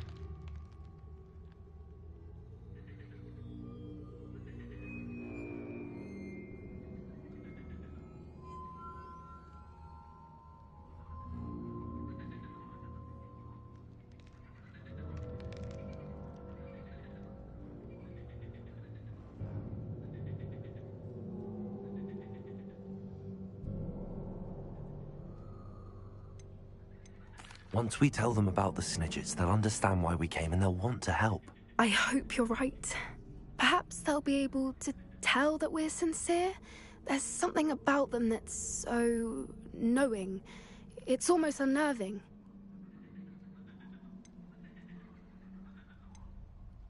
I suppose they are known for having an air of omniscience. That's exactly the right word.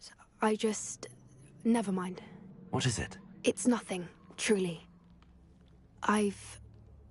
We've no secrets to hide. That's right. We'll simply be honest with them about what we're trying to do. They'll have to help us, won't they? Yes, of course. You're absolutely right. We'll meet with them, tell them about the Snidgets, and I'm sure to all be fine.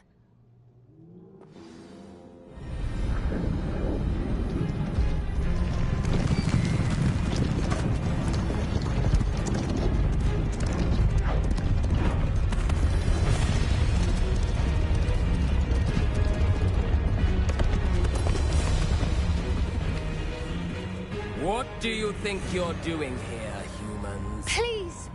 We were hoping to speak with you. Ah! I suppose you'd like a tale for your friends of the time you spoke to a centaur, and it spoke back. No, never! We're here because we need your help. Enough! You made a grave error in judgment in coming here, little witch.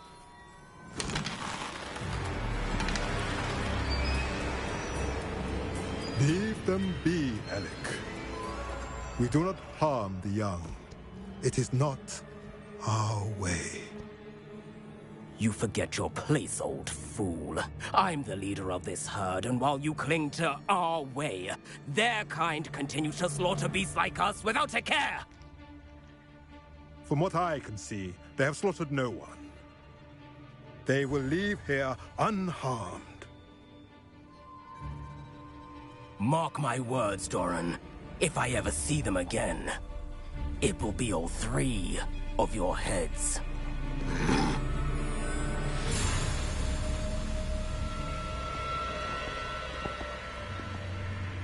Foolish children. Do you know what happens to wizards who wander here?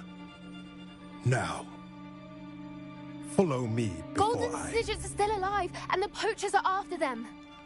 They know that the key to finding them lies in the moonlight, but they don't know what that means, yet. Please, help us find the Snidgets before the poachers do. Could it be?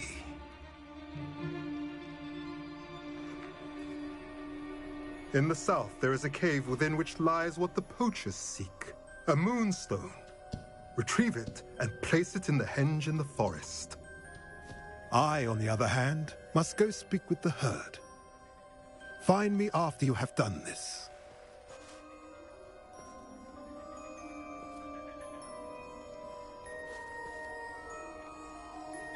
I don't understand.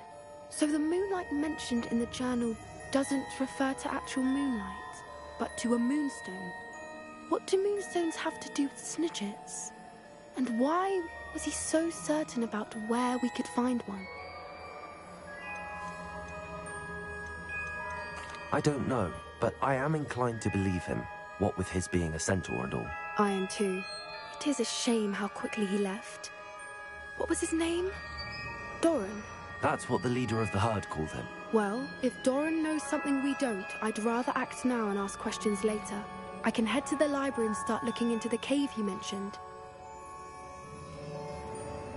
I'll let you know what I find.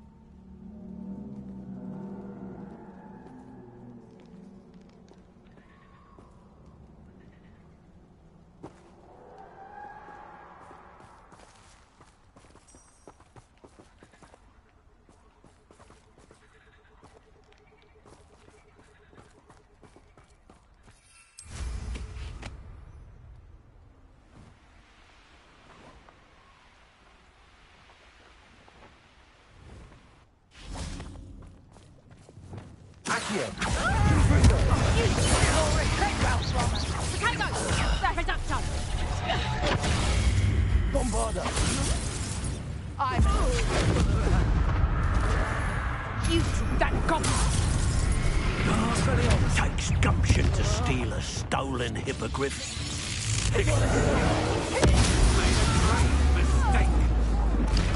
Stand still. Arresto momentum. Stupid.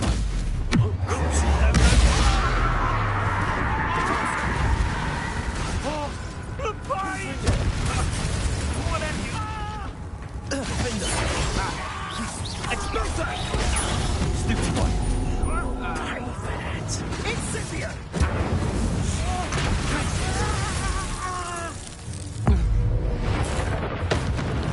You will not survive this fight. Might want to look up. Potato! Are you easy? Confringo, look what you've done. You played it. Then through a bar.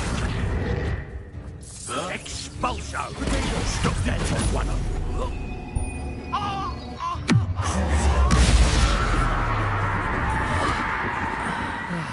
No one to share in my victory.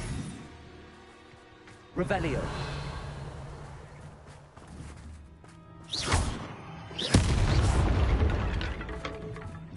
Revelio.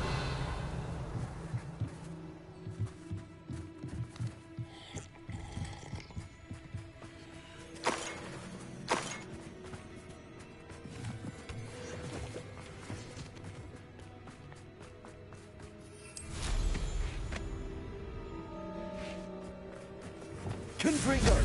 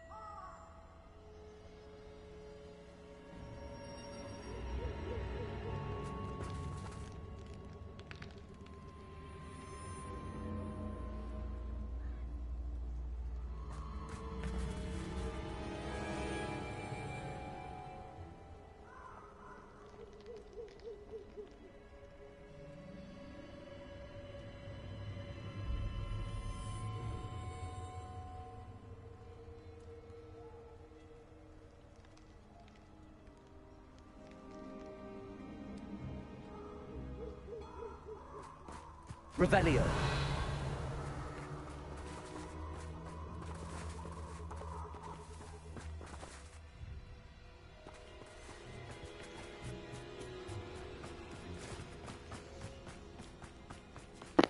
So.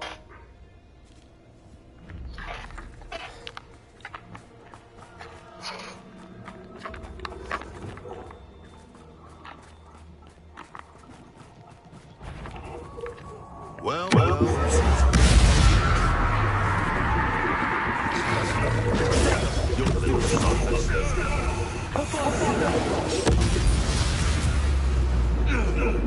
The beasts around here can sleep a bit easier now.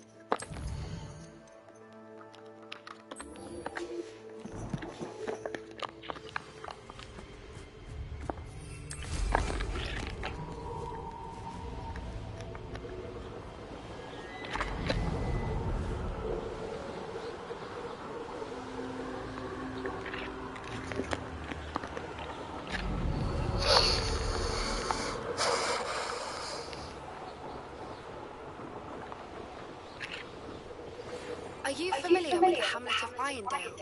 It's south of the castle. I think the cave that Doran wanted us to find is near there.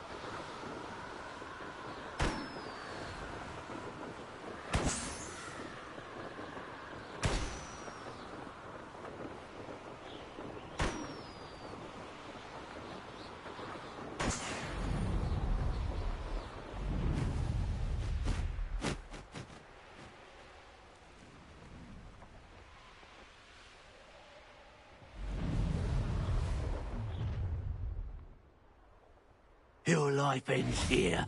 Shame.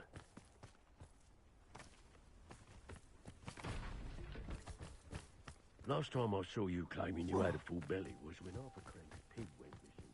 Now, I don't like to cast aspersions, but I did find it suspicious when the very next day you had on your person notoriously fresh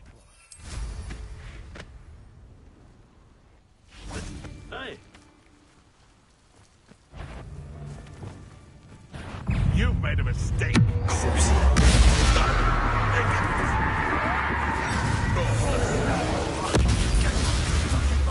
They've got a bio. You will. Luck.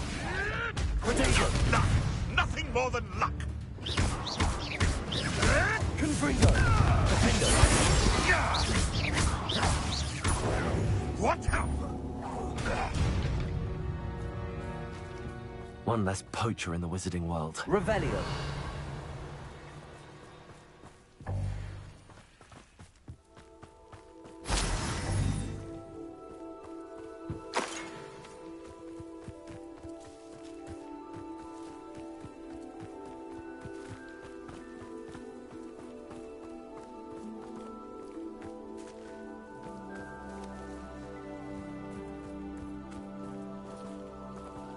Confringo.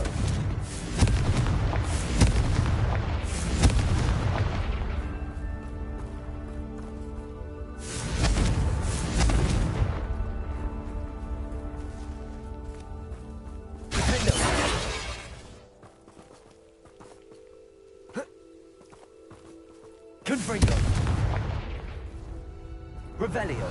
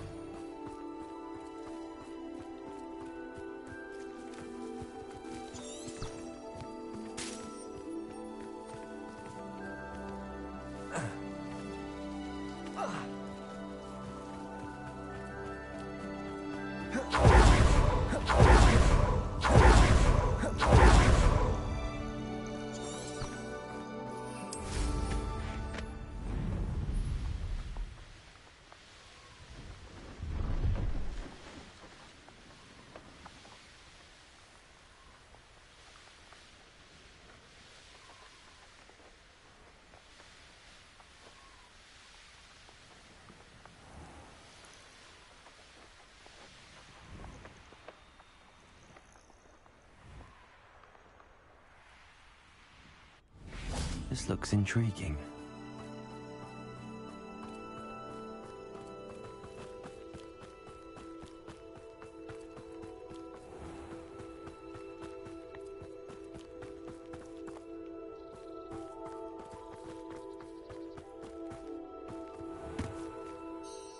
Hello, nice to see you again. You as well. What can I help you with? What do you have for sale? What can I help you with today? Thank you for your patronage.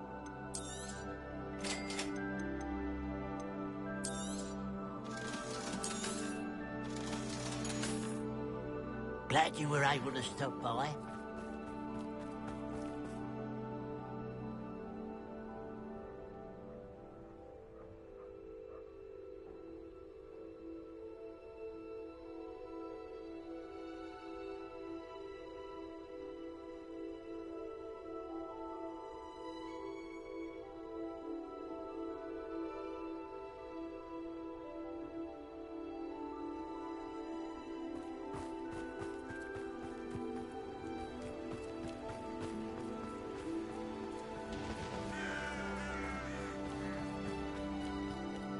Mysterious and a bit unsettling. What to do?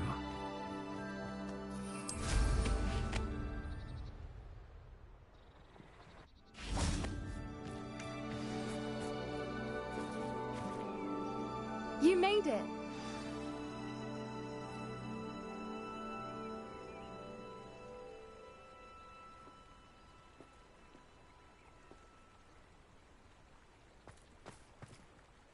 I take it this means you had some luck at the library? It took a few hours and some eye-watering maps, but I think this might be the cave Doran told us about. Impressive. Especially with how little information he gave us. Well, I'm still not sure this is the cave, but it did seem the most promising. I stumbled across some folklore about a cave in the area that people avoid. Seemed the perfect place to hide something of value.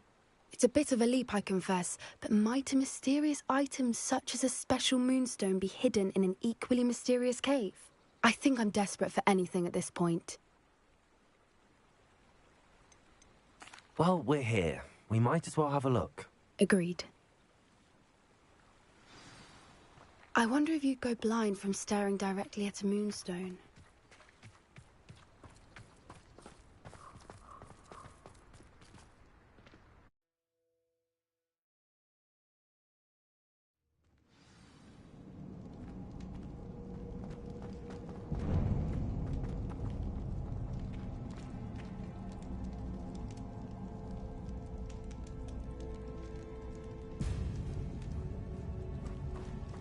You don't think the rumors about the cave are true, do you? I suppose we'll find out, won't we?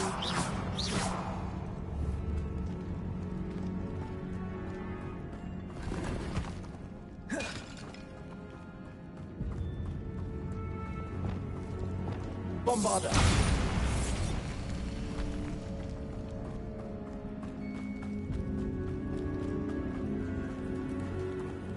It's another aggressive one! What is going on with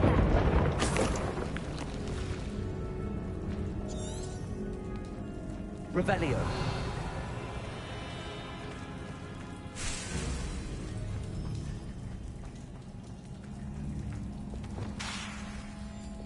Bombarder!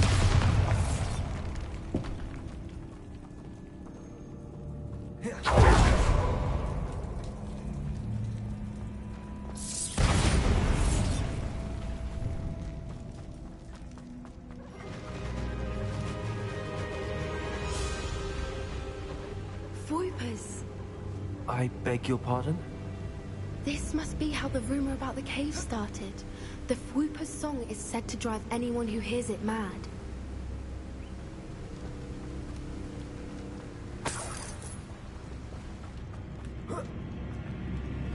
Revelio.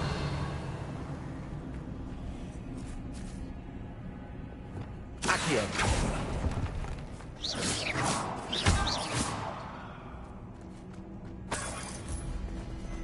If the moonstone is here and so are Whoopers, I wonder if it's being protected.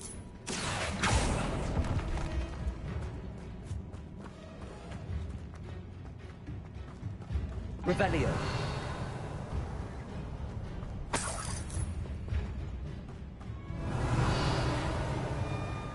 Accio.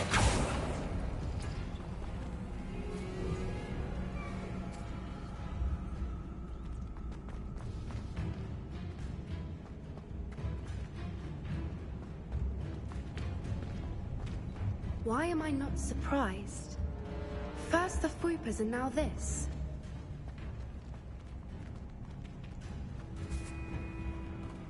Revelio. Accio. We need to find moths for those spinners.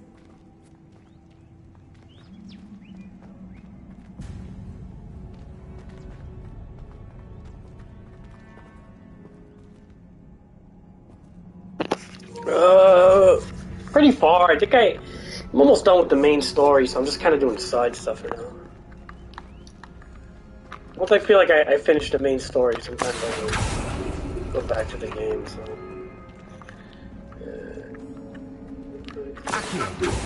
Just opening these doors here. Circle and that.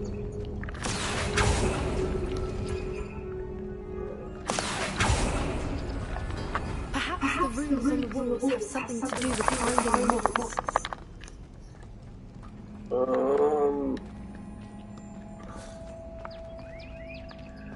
Okay, that and circle.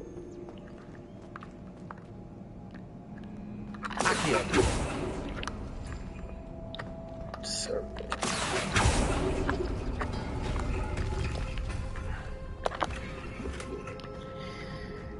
Alright, these more things. Okay, so we have to use Loomis. Lumos. Wait, give me that coin.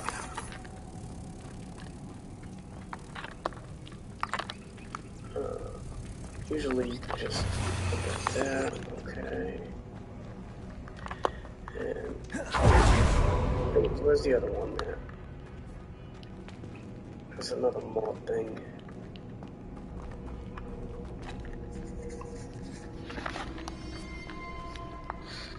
If we pull the ring from match the rooms, I suspect we'll find the Oh, shut up with the fucking hints, Jesus.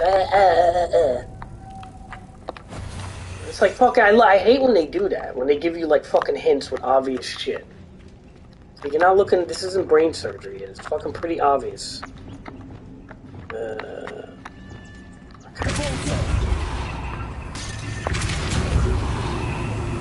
Okay. If you look at the runes and you put the blah blah blah, you fucking I suck your dick.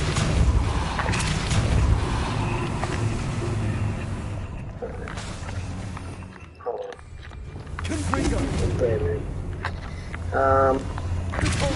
This. I don't think you could break the metal. Alright, this is where it gets tricky, is that metal fence there. That's where it gets tricky. Revelio. That's where it gets tricky. If we pull the rings and match the rooms, I suspect we'll find the moths. Yeah, we did that already. We have the morts. God, I wish I could do Adavara Cadavera, whatever the fuck.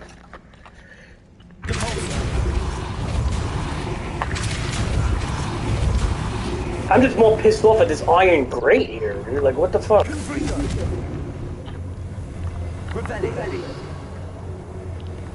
Yeah, we have to knock that iron grate down. And that's definitely not... I don't think that's in this room, so... I don't know.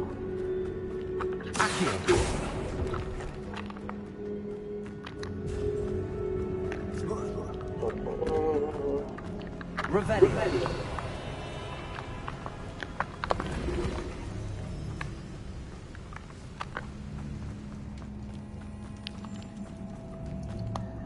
There's a chest up there, but usually a lot of the gear in this game kind of sucks, dude. Like, definitely not as good as like Assassin's Creed gear. Like, Odyssey had good gear, man, and so did Valhalla. Gear in this game is just... Well, gear in Ghost of Tsushima kind of sucks too, because it's more cosmetic than anything. That's all it is in Ghosts. It's cosmetic. But in this game, the gear actually, like, you can kind of create your own custom stuff. It's kind of cool.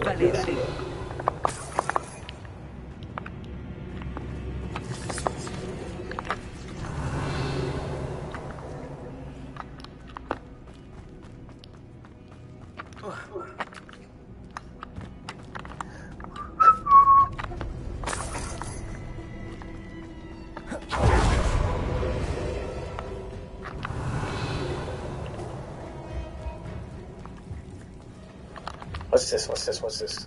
Why is there like a thing here? Revelio. Okay, hold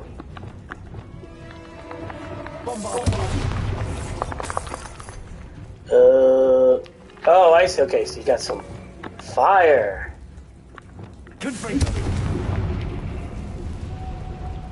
Why another moth? Lumos. Oh, the chest. This is another moth, which is kind of weird.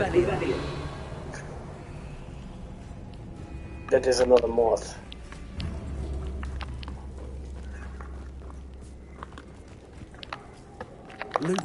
Well, let's just fucking go around the pit. See, a lot of things in this game come in like threes. So, being that it's really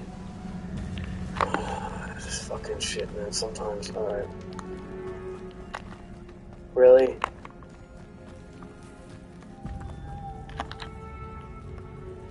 Okay, I don't even know what happened. Where the fuck did the man go? It's gotta be still floating around, man.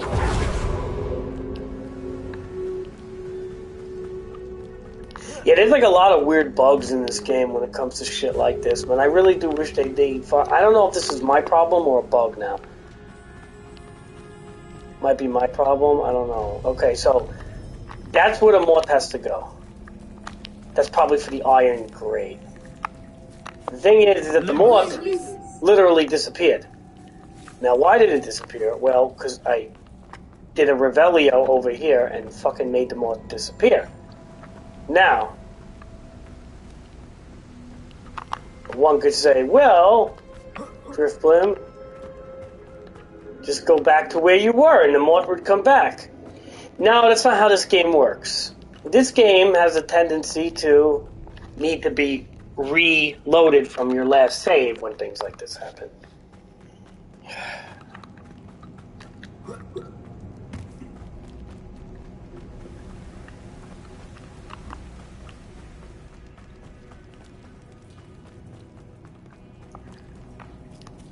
Come on, man. Are you fucking kidding me? I don't want to... Oh, God. Dude, this pisses me off like so fucking much right now, dude. I hate having to reload saves and shit. I really fucking hate it. I'm gonna be like... I'm just annoyed. Now I'm annoyed. I'm fucking annoyed. Because if I have to do the other butterflies again, I'm gonna be annoyed. But yeah, I think we have to, because these things are fine. I don't feel like doing the rooms and opening every fucking one of these things again. Hopefully it's saved at that point, right? But as you can see, when I did a Revelio and I had the fucking butterfly on my Lumius, what happened was it fucking glitched into the fucking void. Revelio. And now the stupid moth is not coming back on its little podium, which it's fucking supposed to. It's supposed to come back.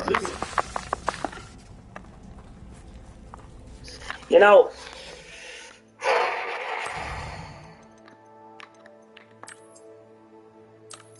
dude, that just fucking aggravates me on such a fucking level that I don't even want to play games anymore, dude. I don't even want to fucking play games. I'm losing it, man, with games.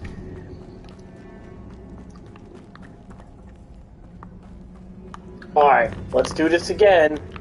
Let's fucking do this again. Hopefully I don't have to open up all the fucking walls again. I probably do. Because, you know, why not? It would be really cool if that saved.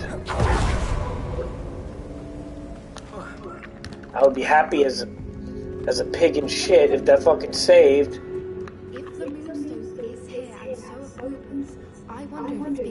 Okay, it did save. Nice. Okay. So because it saved, we're good. So, we just have to find that spot again. The moth should be back in that spot.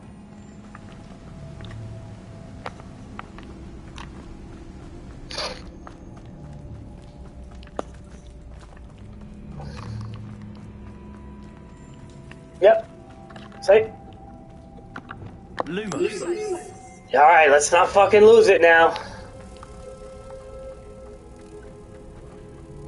Dude, like, shit like that makes me not want to play games, though. I mean, I know it looks like such a small thing, but to me, that's just fucking testing, right? And I know, like, a lot of these fucking companies, they go, well, we don't have the time to test the whole game. It's like, fucking motherfuckers, test your game before you release shit. Don't release shit with bugs. That's a small bug, but there was some pretty nasty bugs, dude. There was one bug where, like, when you get the shop, it's like a blocker bug in this game. That was really fucking bad. And I don't understand, when you have, like, so many people that you hire to make a game, and you don't do Q&A testing properly. Like, you know, I mean, during, like, good old Nintendo 64, PlayStation 1 days, people actually, like, released games. Like, they triple check before they release something, because you didn't have A1 patches available. Like, things were just either going to work or not work. And now it's just like, well, we don't have to, you know, we'll just hear what the complaints say, and then we'll fix it as it goes along. Money. Let's make money. Money first. Sell product first. Problems later. And that seems to be like with every game, no matter what. Like, I no game escapes that.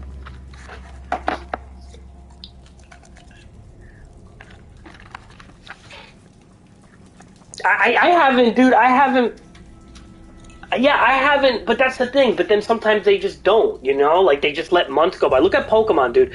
But it took till February 27th, right, to patch this last performance patch, and it does do a big difference. And they added a lot of stuff. You know, I have no interest in playing Pokemon anymore because I already popped like 400 hours into it. And I'm fucking bored of it. And it's like they can't fix the game enough for me to come back to it now. It's just like it's done. It's over. It's ruined. The hard on is soft now. That's it. You know, it's not getting hard no more. You know what I mean?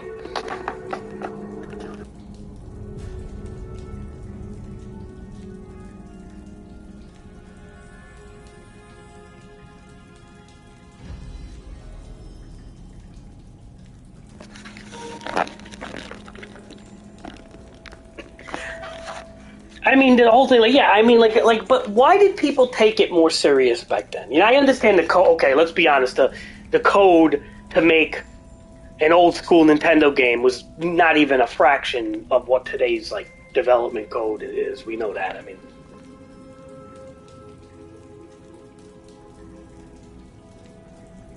yeah. I mean, I understand that these games are much more complicated. Like, it takes like I'm sure like the people involved in this game was close to 1,000 people or more, maybe. Like I know Red Dead had like 2,000 people on that one.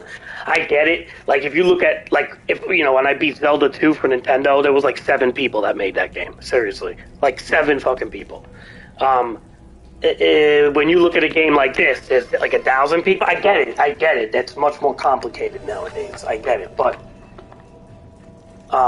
At the same time, I still don't think that justifies releasing something that doesn't work. You know, I feel like all you have to do is hire people to test, you know? That's it. Like, thoroughly play test, you know what I mean? Like, you hire, like, a bunch... I don't know why that's such a problem. I don't get that. When it comes to any game, you know? I mean, granted, games take a lot longer to beat now. But I almost feel like they don't even play test, man. I feel like what they do is they release games, and then they move on to the next project. It's like basically like, okay, like instead of hiring proper testers, like we're just going to release the game, and then we're going to work on another game. And we're going to work on another game. And it's like, well, hey guys, we need some of these developers back to fix your fucking problems. It's like, well, we're too late. We're already working on like 7 different games. It's like, okay. Now, I don't know if that's the case. I don't know anything about the gaming industry. I don't fucking know, but I just see a pattern.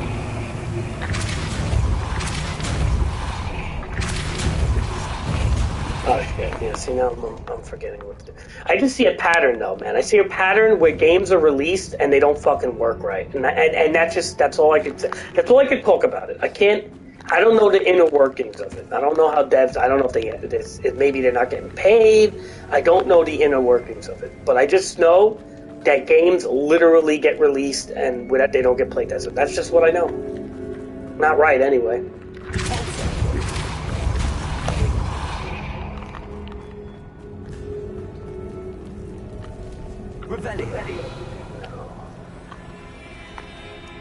Now, I wonder if that actually opened that iron gate, though.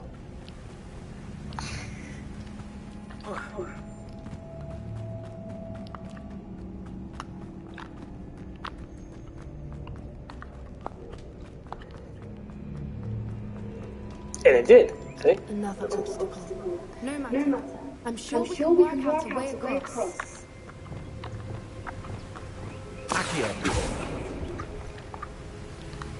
Yeah, that was a nasty blocker bug in this one part, like really bad. Not this part, another part of the game, and I looked it up on, and it was like a big talk about. So the only way you had to basically reload like a save that like an auto save. I had to reload that went back quite a bit to fix it. The room was supposed to flip a certain way, and it didn't, and it left this like stone door, and you couldn't get through it, and that was it. So if you were just stuck running in a circle, and then I looked it up, I said, come on, I said, I hate looking shit up, but let me look this shit up. So I looked it up, and people were like, oh no, you have to reload from an autosave because that's a glitch. It's like, oh, okay. I get it. I get it. Oh, there's a diving. Oh, there's a wormhole dive.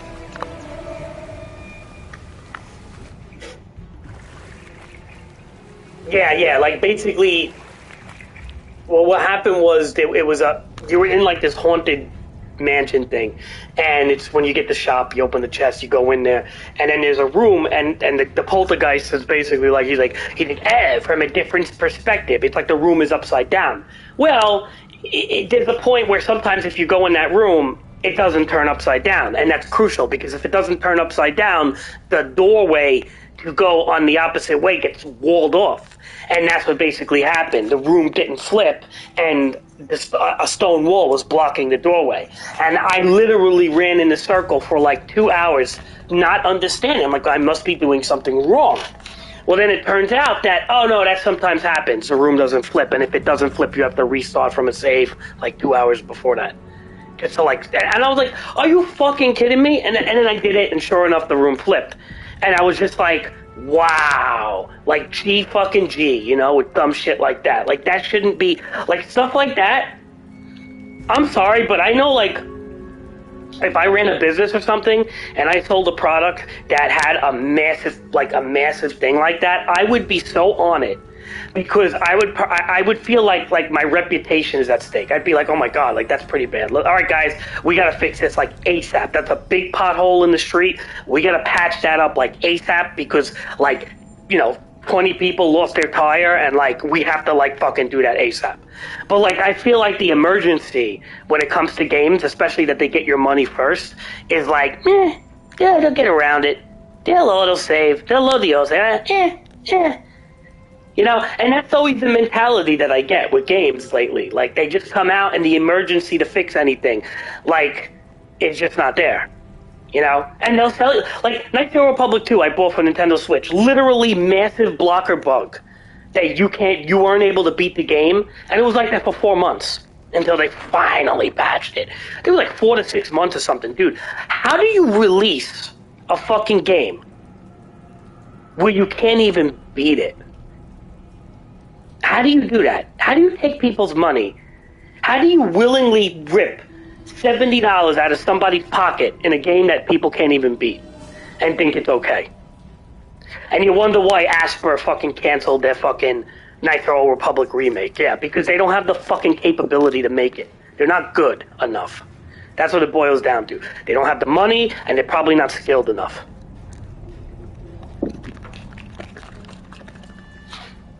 I mean, that's like me. If the guy I work for does a video job, right, and I do the videography for it, and like I completely during the candle lighting ceremony, there's no audio, but we still take their money and we give them the product anyway. And then it's like, and then the parents call up and complain, and then we just say, oh well, maybe somebody at the party recorded it, the audio too. Get it from them. You know, we just take their money. And like that to me, like imagine that, like, dude, you know, like this is not how the world works, man. Like I don't get it, man. I get it, like some bugs are worse than others. And I understand like there always will be bugs in these games, but Jesus Christ, man, sometimes it's unacceptable, to be honest.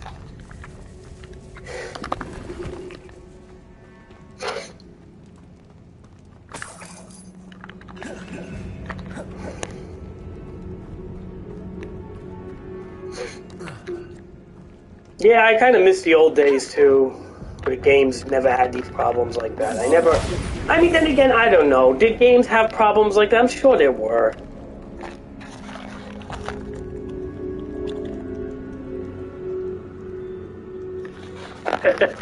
Don't worry, we'll patch the audio later. Look up the wedding party. We can't reload the insert because I know. Well, you could literally do that. Right? It's like, chances are somebody does video shit on their phone, and you could patch the audio in later, right? Like, it's possible, but like to put the customer through that is like fucking awful. It's like, you know what I'm trying to say? And like, and it's like so like, ugh.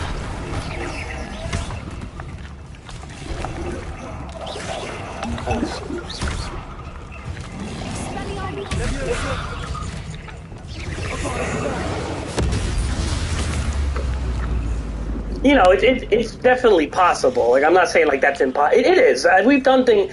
Well, we might have done something along those lines. Like, not anything that crazy, but we did use user footage one time to patch. And actually, I don't know if it came out pretty good, and you wouldn't have even noticed it. But like, it was something that we caught before giving it to the customer, right? It wasn't like we didn't give it to the customer first. You get what I'm saying, dude? Like, it wasn't like, oh, here you go.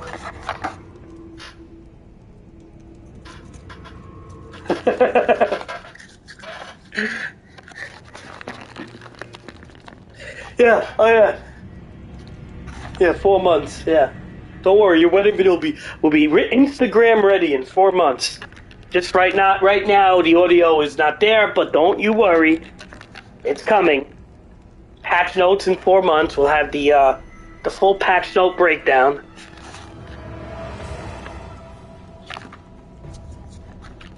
Yeah, we'll add a bunch of stupid patch notes, like removed zoom in during vows on wife's eyeshadow, which caused a lens flare. Wife's dress was not visually shown fully. Fix that problem. You know, like a fucking list of like 37 patch notes. You know.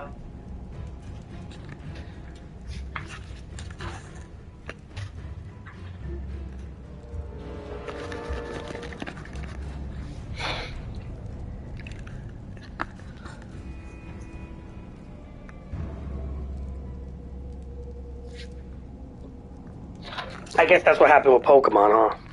I'm guessing that's what happened with Pokemon.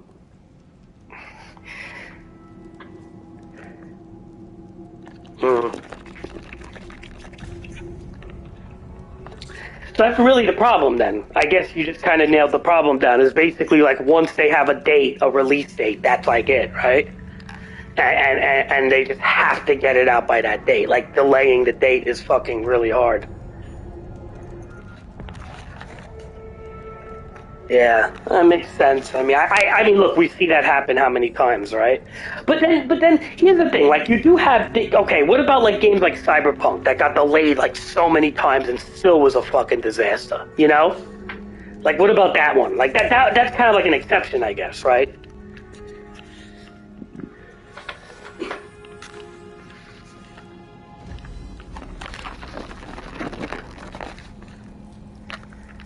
Revelio. Doing here now. Go this way.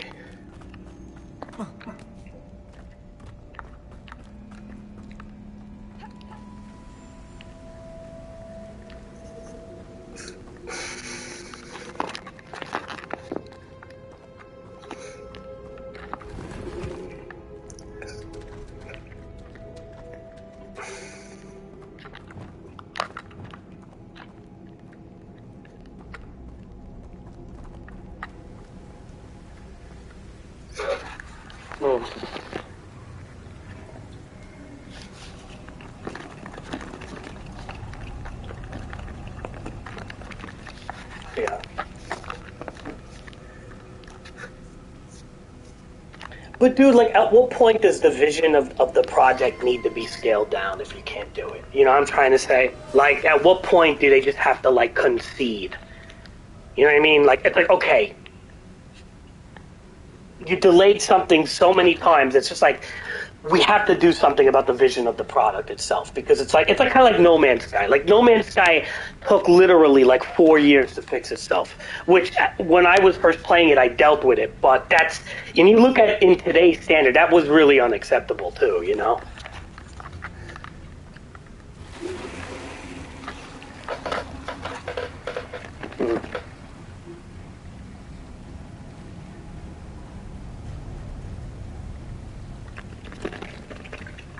Yeah. I get it, man.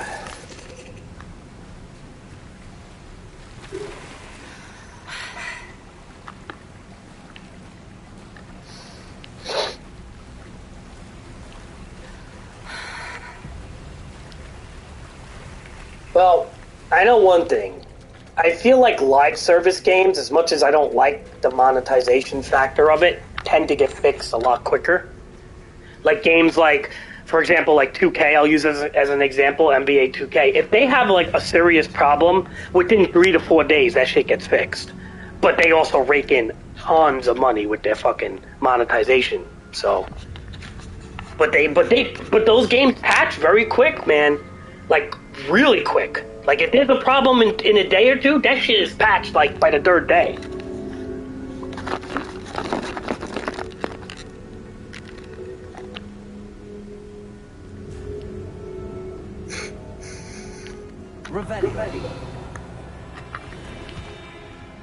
So that's why, like, as much as I used to like hate on those monetized live services, I don't like the predatory aspect to them. But in some way, like because their games get more attention to some degree, I can tolerate it sometimes. Because it's like these fucking games like Pokemon and shit, dude, they take like 7 months to fucking patch something. And meanwhile, like these fucking predatory games will patch shit in like a week. And it's just like, wow. Well, of course they're raking in, probably. They have that continuous flow of money coming in. I get that. But it's like, but still, I mean, I guess that's what it is. You know, money is the, look, who's gonna buy packs? And you know, monetize, like for example, NBA 2K, like who's gonna buy the packs and try to get a good team and put money into that shit if there's a massive bug that like is breaking the game? Nobody's gonna spend money on the packs, so they know that they have to spend their money to fix that bug ASAP, like as soon as fucking possible, because they know that people are not gonna feed the money bag, right? Like, or whatever you want to call it, they're not gonna feed the pig, rather.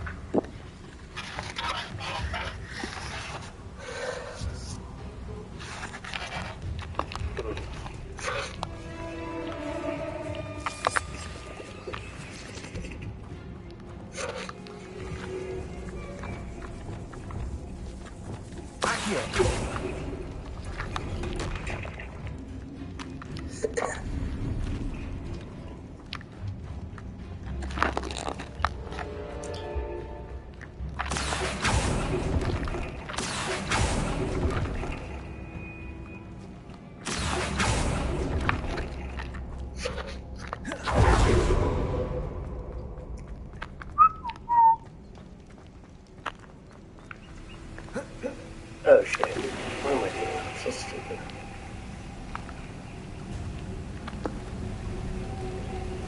Okay, so there's 2 butterfly things here. Yeah, I personally, like, I don't know what to say anymore with the gaming industry, man. Like, I don't know.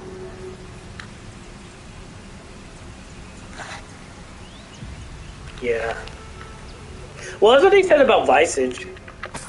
With the, not the bug, but the actual inventory system. So you remember Visage, the horror game? So with Visage, people, you know, really like that game as a psychological horror with the atmosphere. But one of the biggest problems is the inventory in that game is like one of the worst fucking things. Like, it's one of the worst inventory systems I've ever seen in a game, period. And everybody kind of says that. So the people who made Visage said, unfortunately, they can't fix the inventory at all because it would require rewriting like the whole entire code of the game or something. It's like, I've heard things like that, you know, when something is very like deep rooted in the system. I get it, but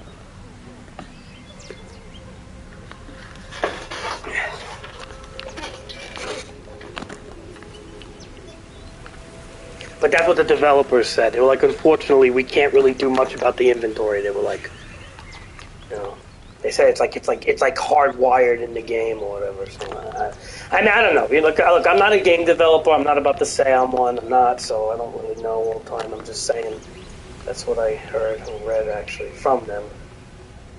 It's like basically saying like you just got to deal with it. But it is what it is, all right?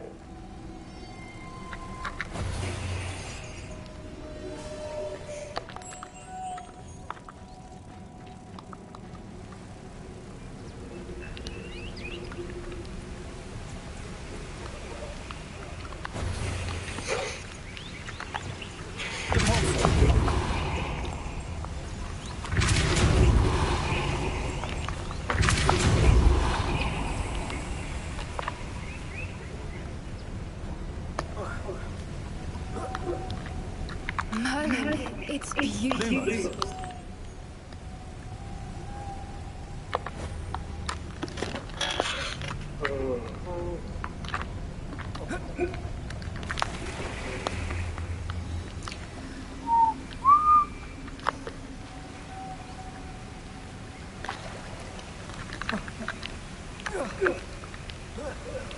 Okay, so this isn't too bad. Actually, well, let's see. We have to get these butterflies over there. Thing is, yeah.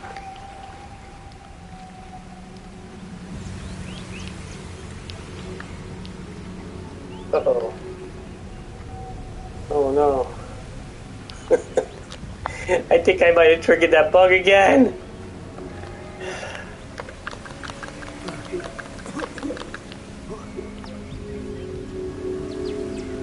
No, I don't think we did, right? Wait, we still got a butterfly there. No butterfly there. No butterfly there. Butterfly there, and no butterfly there. And then when I jumped, the butterfly... Whoa! No, it went. Okay, nice. Okay, good. It actually went. Repairer. No, what are you doing? Stop it. Lumos. Okay, no, this is tricky. It actually went, though.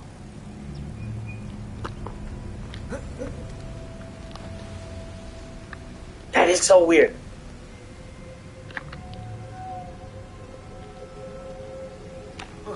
Yeah.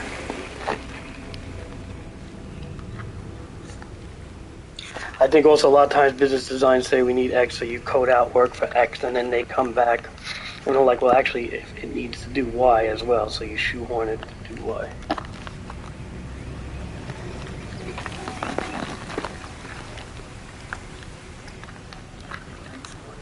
Z, and he just gets a wall being a mess at that point. Yeah.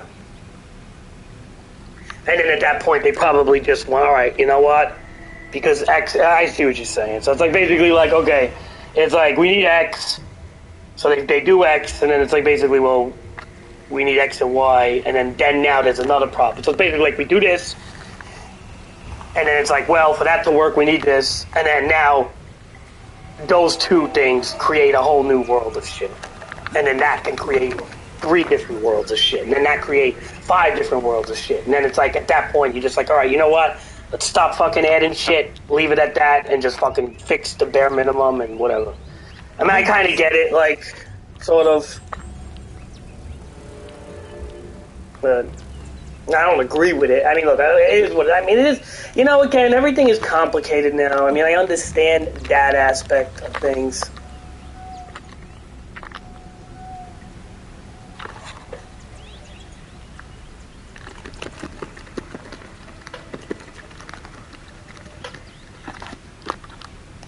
And then after some point, it's just like, you know, fuck it, right? I mean, I understand it somewhat, like, I get that, but...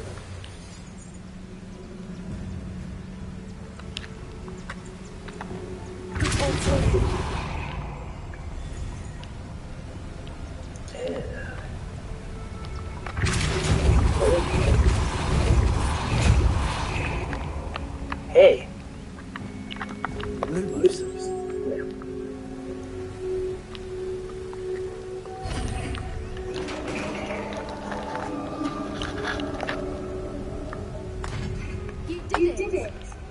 You did it. Rebellion. Bombarder. I think that these cave designs in this game are, like, not bad. Yeah, these cave designs I don't think are bad in this game, by the way.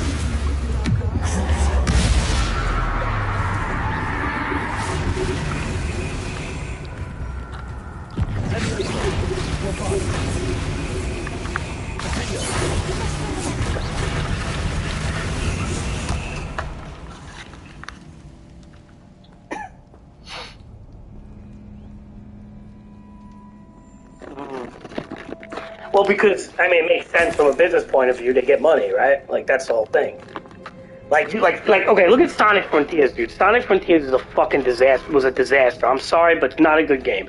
It tries to be like Elden Ring, but it's not. It's nothing like Elden Ring. It just tries to bank on that open world formula, but it just sucks as a whole. And Sonic Frontiers really should have been an alpha. Like, it shouldn't. It's not even a beta. It's a fucking alpha, in my opinion. It's a disaster. And that should have, again, another example of a game that should have baked in the oven for a year or more. You know, that should have been delayed, but they just wanted to take your money. And but it's shitty business practice, man. It's like just robbing people. You know, it's like, I don't know.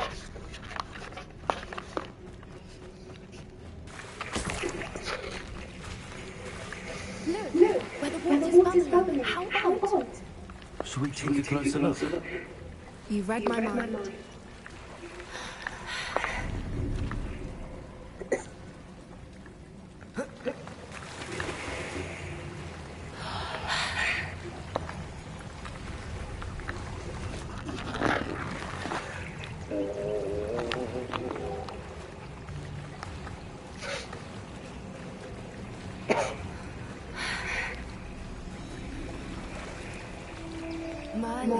It's even more beautiful close up. It's got to be here. I just know it. Revelli.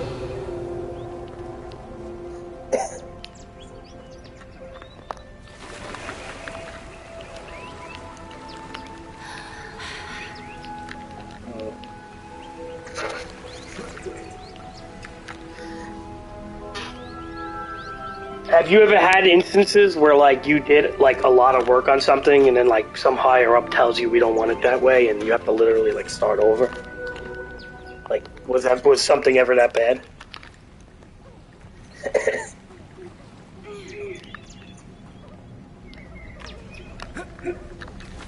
I heard in Star Citizen that was happening a lot. Like, with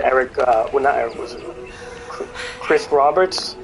So supposedly people would work on stuff in Star Citizen and like Chris Roberts would like walk by and be like, I don't like that, take it out. Like, and that's why the game like never gets fucking fully released. Yeah, that kind of sucks, to be honest. Like, I don't know. Yeah.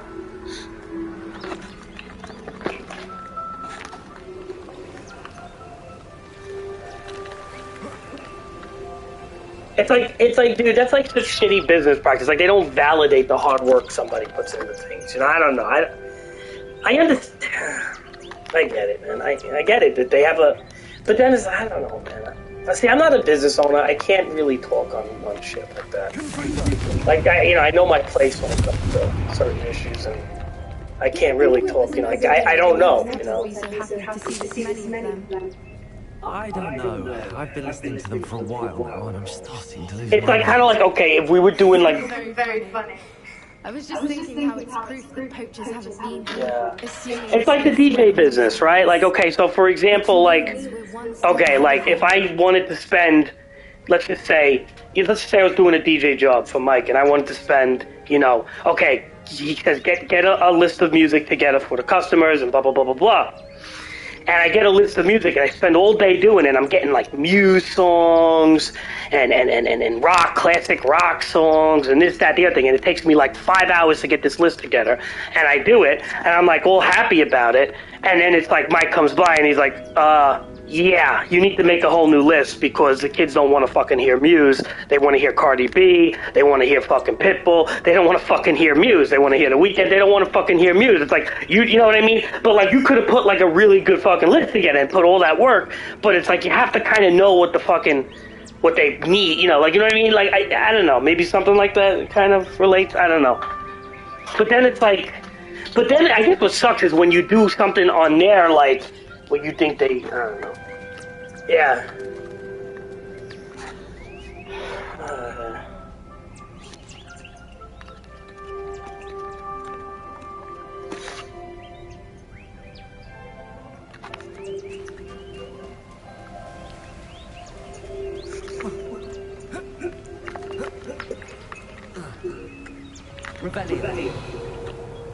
I mean, that's just not knowing the shit. Maybe that's a bad example what I gave, but like...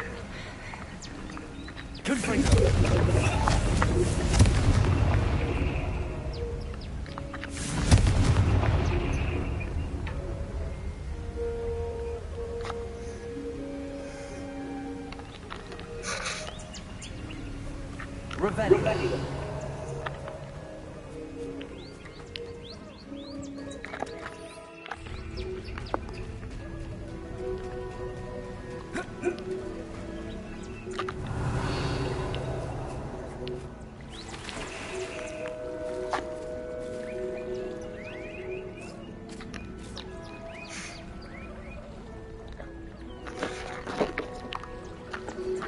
Like Counter-Strike, huh? Go, go, go.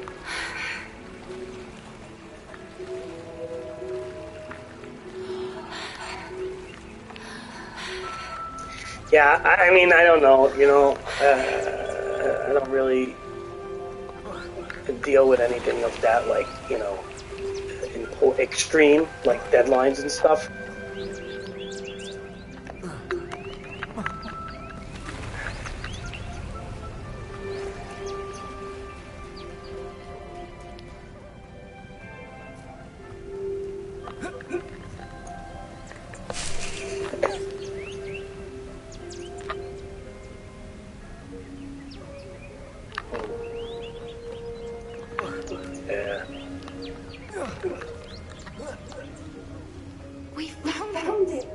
I know, even my boss is like that with the edits and stuff. Just get it out, get it done. I don't fucking care if there's a problem. Get it out, send it to them.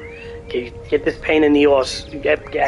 Get this pain in the ass off our fucking balls and shit. I mean, I know it's like, because sometimes customers are a pain in the ass too, dude. Like clients can be a pain in the ass.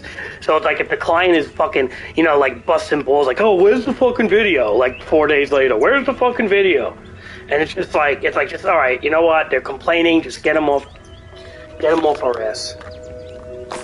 Well, we found what we came for. Now we just need to bring it to the henge. Well done, Bobby. This did end up being the right cave after all. A good thing too. We need every advantage over the poachers if we're to get to the Snidgets first. We should do as Doran suggested and bring the Moonstone to the henge. Shall we? We shall. If we leave now, we should make it there by nightfall.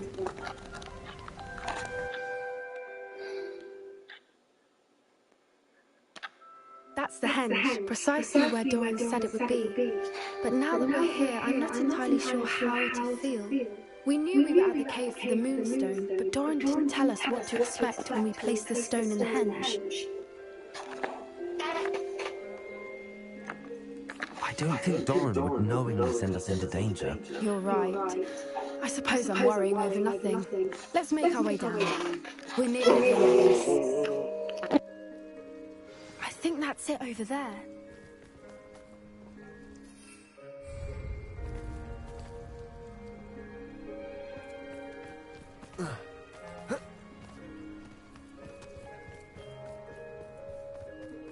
How's your Gran doing, by the way? Nothing keeps Gran down. She set up a caterwauling charm and threatened to make a coat out of the next poacher that set foot on her doorstep. I still feel terrible that I'm the reason they went there. Surely she'll be pleased you've gone after the Snidgets. I hope so. Gran understands how important it is to protect those who need it. I think we can safely say we know where the Moonstone goes.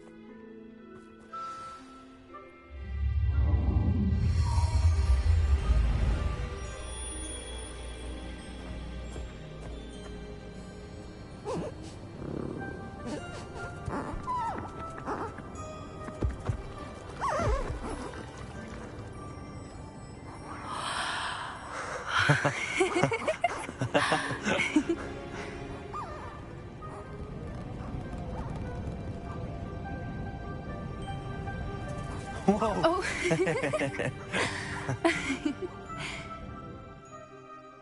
That was a mooncalf dance. Do you know how rare it is to see even one?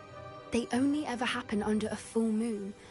Though I suppose the Moonstone allowed it to happen now. Is the pattern they left behind on the ground normal? All part of the dance. No one pattern is ever the same, though. We'll need to draw this one to get a better sense of it. Can't wait to tell Gran that I've managed to see not one, but 2 Mooncarve dances. She'll be jealous. You've seen this before? It was pure luck the first time. I was on Highwing, or I'd never have spotted it. It was the night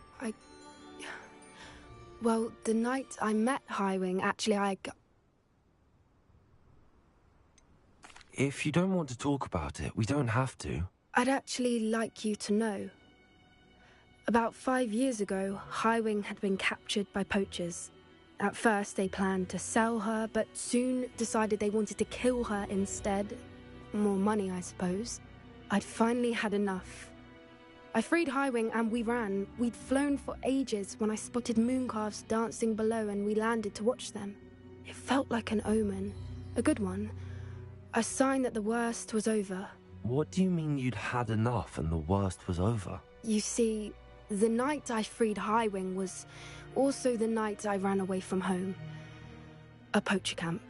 I come from a family of poachers. Merlin? I don't know what to say, Poppy. I can't imagine what that must have been like for you. I never fitted in, but the older I got, the more apparent it became. Gran tried for years to convince my parents to let me live with her. Suffice it to say, when I left with Highwing, I flew straight for her house. How brave. I'm glad you escaped. So am I. There were so many creatures I was unable to help when I was younger. Now that's all I want to do. From everything I've seen, you're doing precisely that. I've had a bit of help. I've never told anyone any of this, but I'm glad that you know. It's nice to have. See, I'm a good guy when it comes to most quests. It's just that when it comes to the getting the killing curse, I had to be bad. I wanted that spell. You know? I'm glad you told me. We should get back to Doran. He'll need to see the symbol, and we've got poachers to beat. If you collect the moonstone, I can make a quick drawing of the symbol for Doran.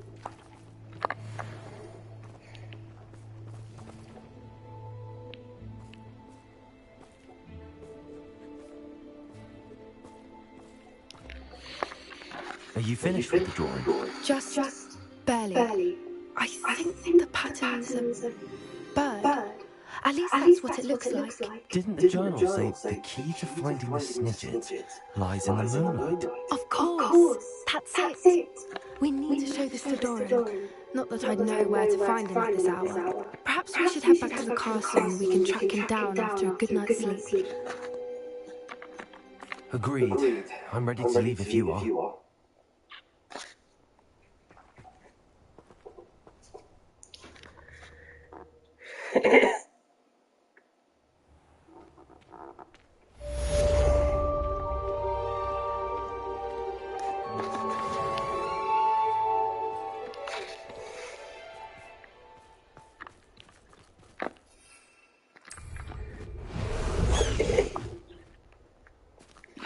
Highwing, go!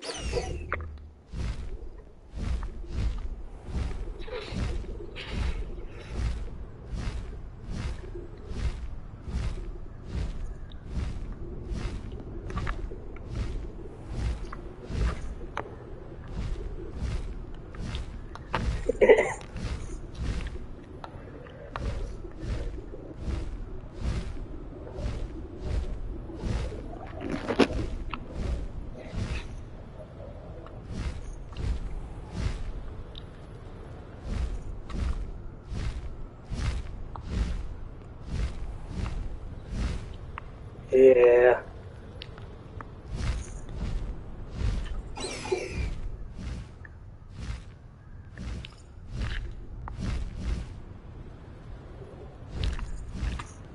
I wish there was cooler masks. They don't have too much options, man. Let me see here. I mean, you got like this weird bird thing, which is kind of stupid. I mean, maybe if you were in Griffin, whatever, but I don't like it. Then you got the stupid glasses, which are like Harry Potter glasses, which is like, it doesn't make you look menacing. This mask is kind of cool. It's pretty dope, actually, this one. But, I don't know, I gotta, like... The skull is, like, kind of, like, darker, I feel. Like, it looks kind of evil. This one's okay. Then you got this one is just so dumb, and... Like, this is really dumb, and, like, I don't know, man. Kind of like the skull is the best one, man. This one could be okay. Reminds me of, like, a Dark Jedi or something. This one is just weird. Like a fucking...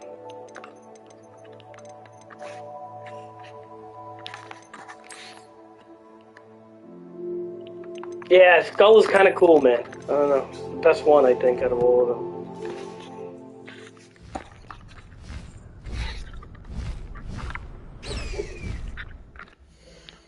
You just don't have too many good options, you know?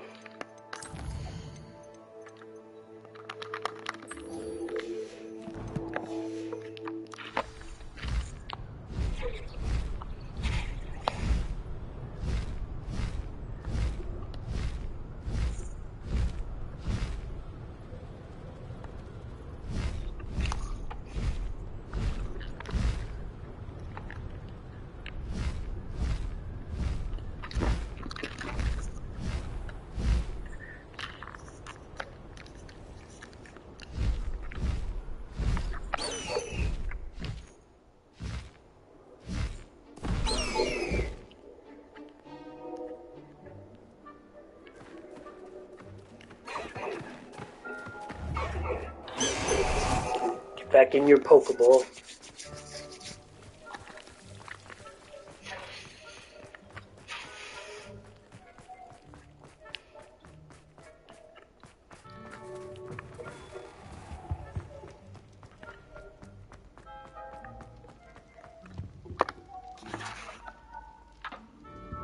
Some days are more difficult than others.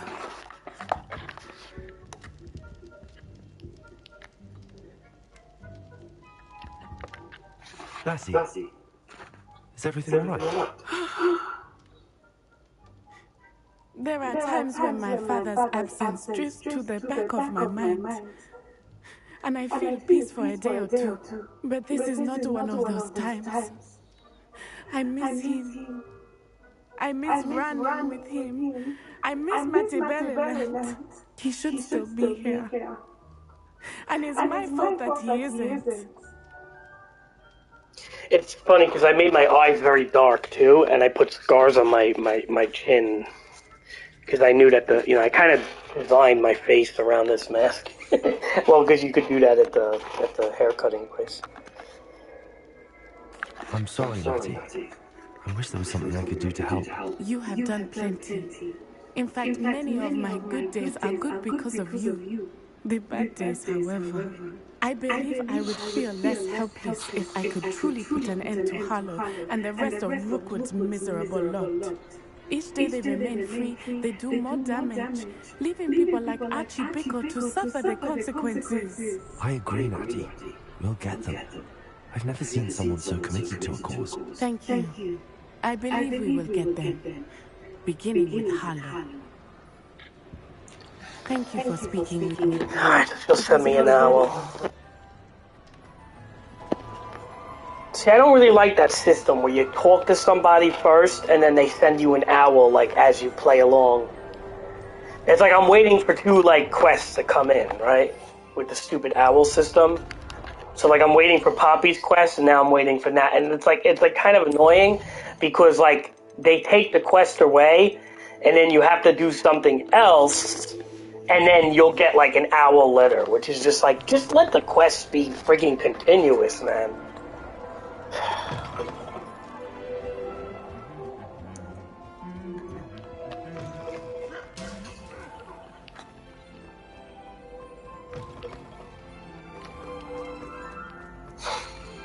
It's like they do drag this game on a bit, I ain't gonna lie, man. That's why I'm saying, like, it's very much like a Ubisoft game. Honestly, like, there's not much... I'd say there's not much difference between traditional open world formula from this and Valhalla. It's, like, almost identical. They're both kind of bloated in a way. Not that it's like, look, for me, I don't mind bloated that much, being that I have a bit of time to kill at times. But, I can understand why some people don't like it. If they're too tired, I get it. And the people work and everything, they don't want to fucking play something forever.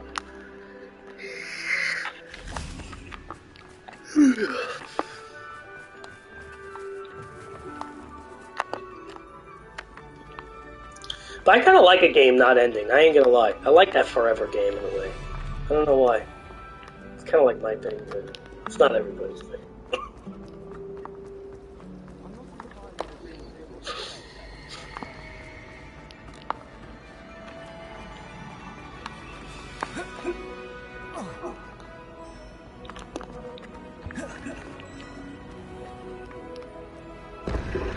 Oh. Okay. I did this already.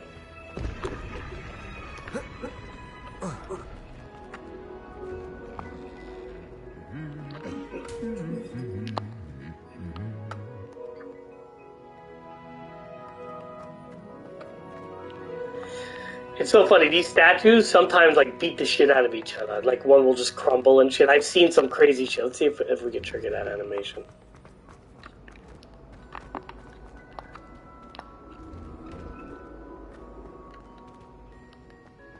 Come on, do something. Dude, I've seen one of these statues literally beat the other statue into pieces. I don't know. I think it's like random, but or maybe just in certain areas. It's pretty funny though.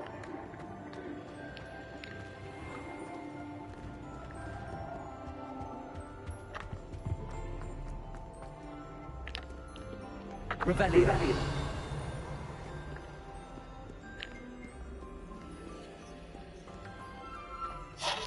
I mean, I gotta say, the level of detail that they put into this school is pretty fucking impressive. Like, I gotta say, man, like it is presentation-wise. This is like a 10 out of 10 presentation. Like, if I had to rate a game based on presentation, I would put this pretty high.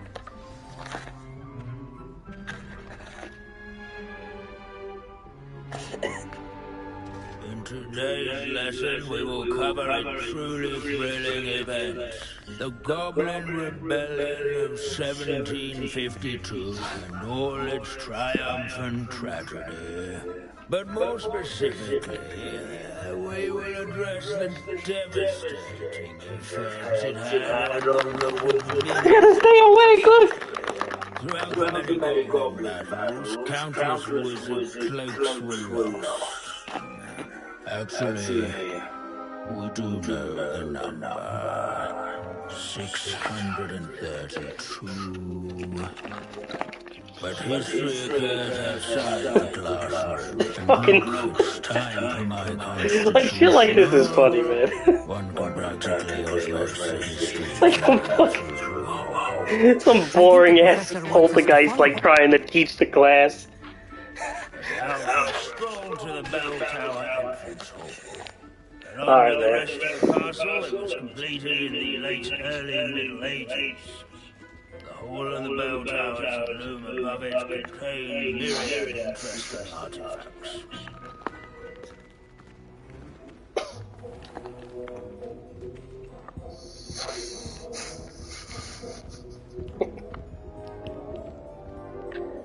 Good to see you again. Recovered from that nasty bout of dragon pox, have we?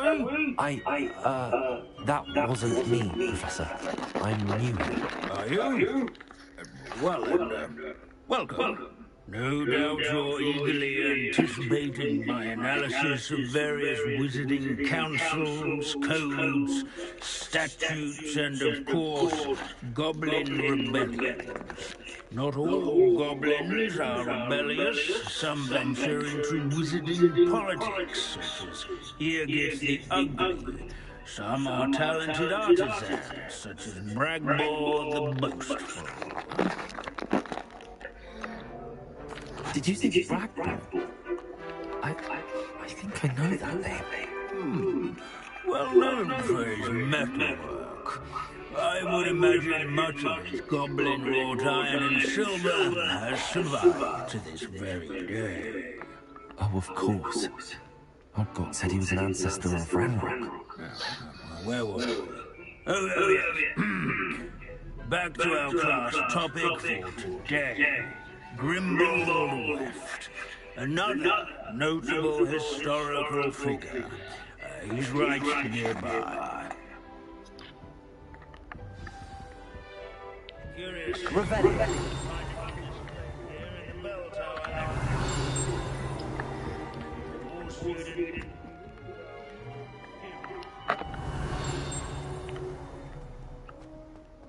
Grimbold Weft.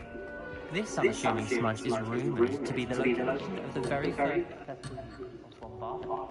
I suppose it's a relative plan, since whoever cast it didn't live to tell tale. Without his quick. Here, maybe?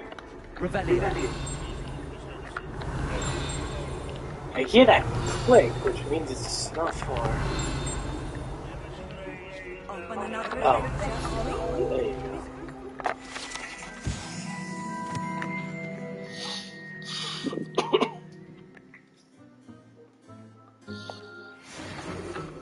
Ah, yes. I see you found Grimbold Weft.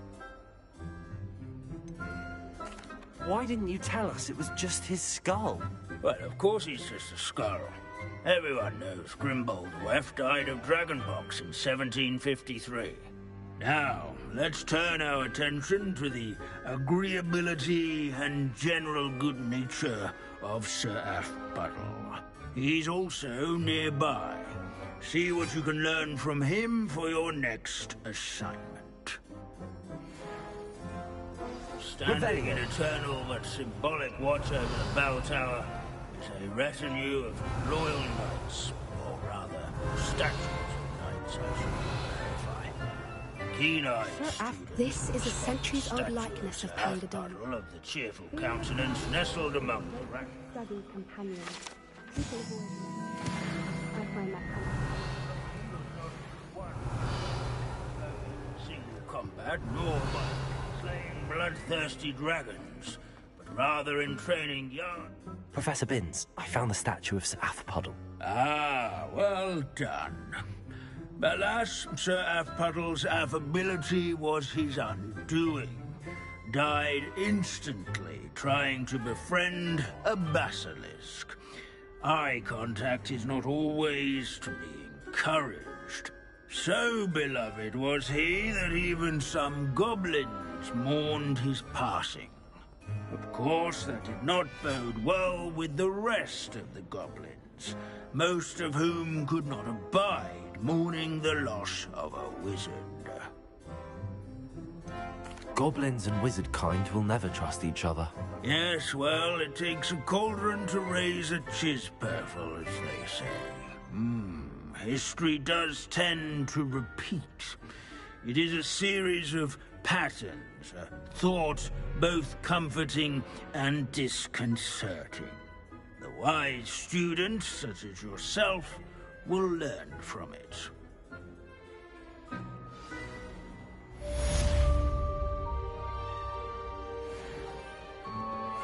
History is written by those who do their schoolwork, so they say.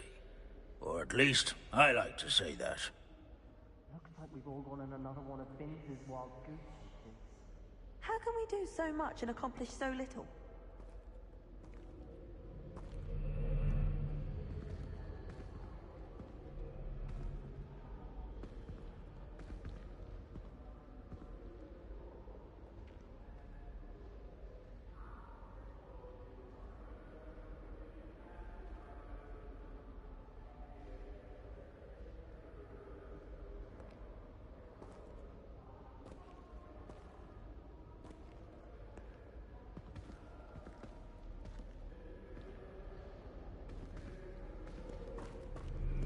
I've always said that travel broadens the mind.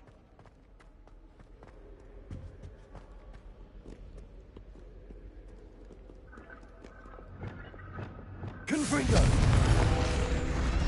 Revelio.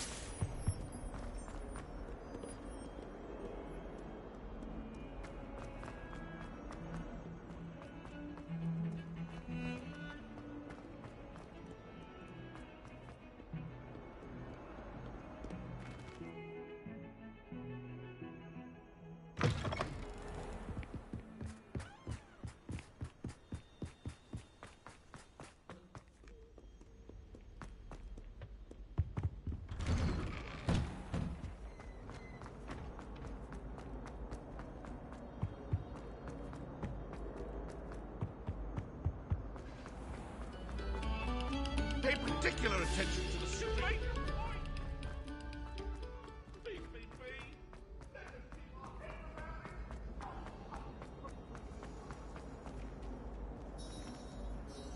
Hello, Mr. Moon. Oh, greetings. Any luck removing some more of those demiguise statues? I actually have some moons for you. We're getting close, but you must bring me more before I can teach you how to improve casting a la Homora.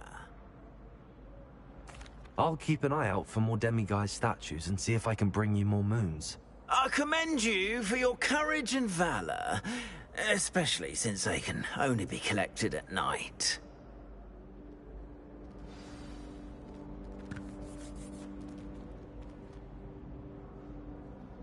Revelio.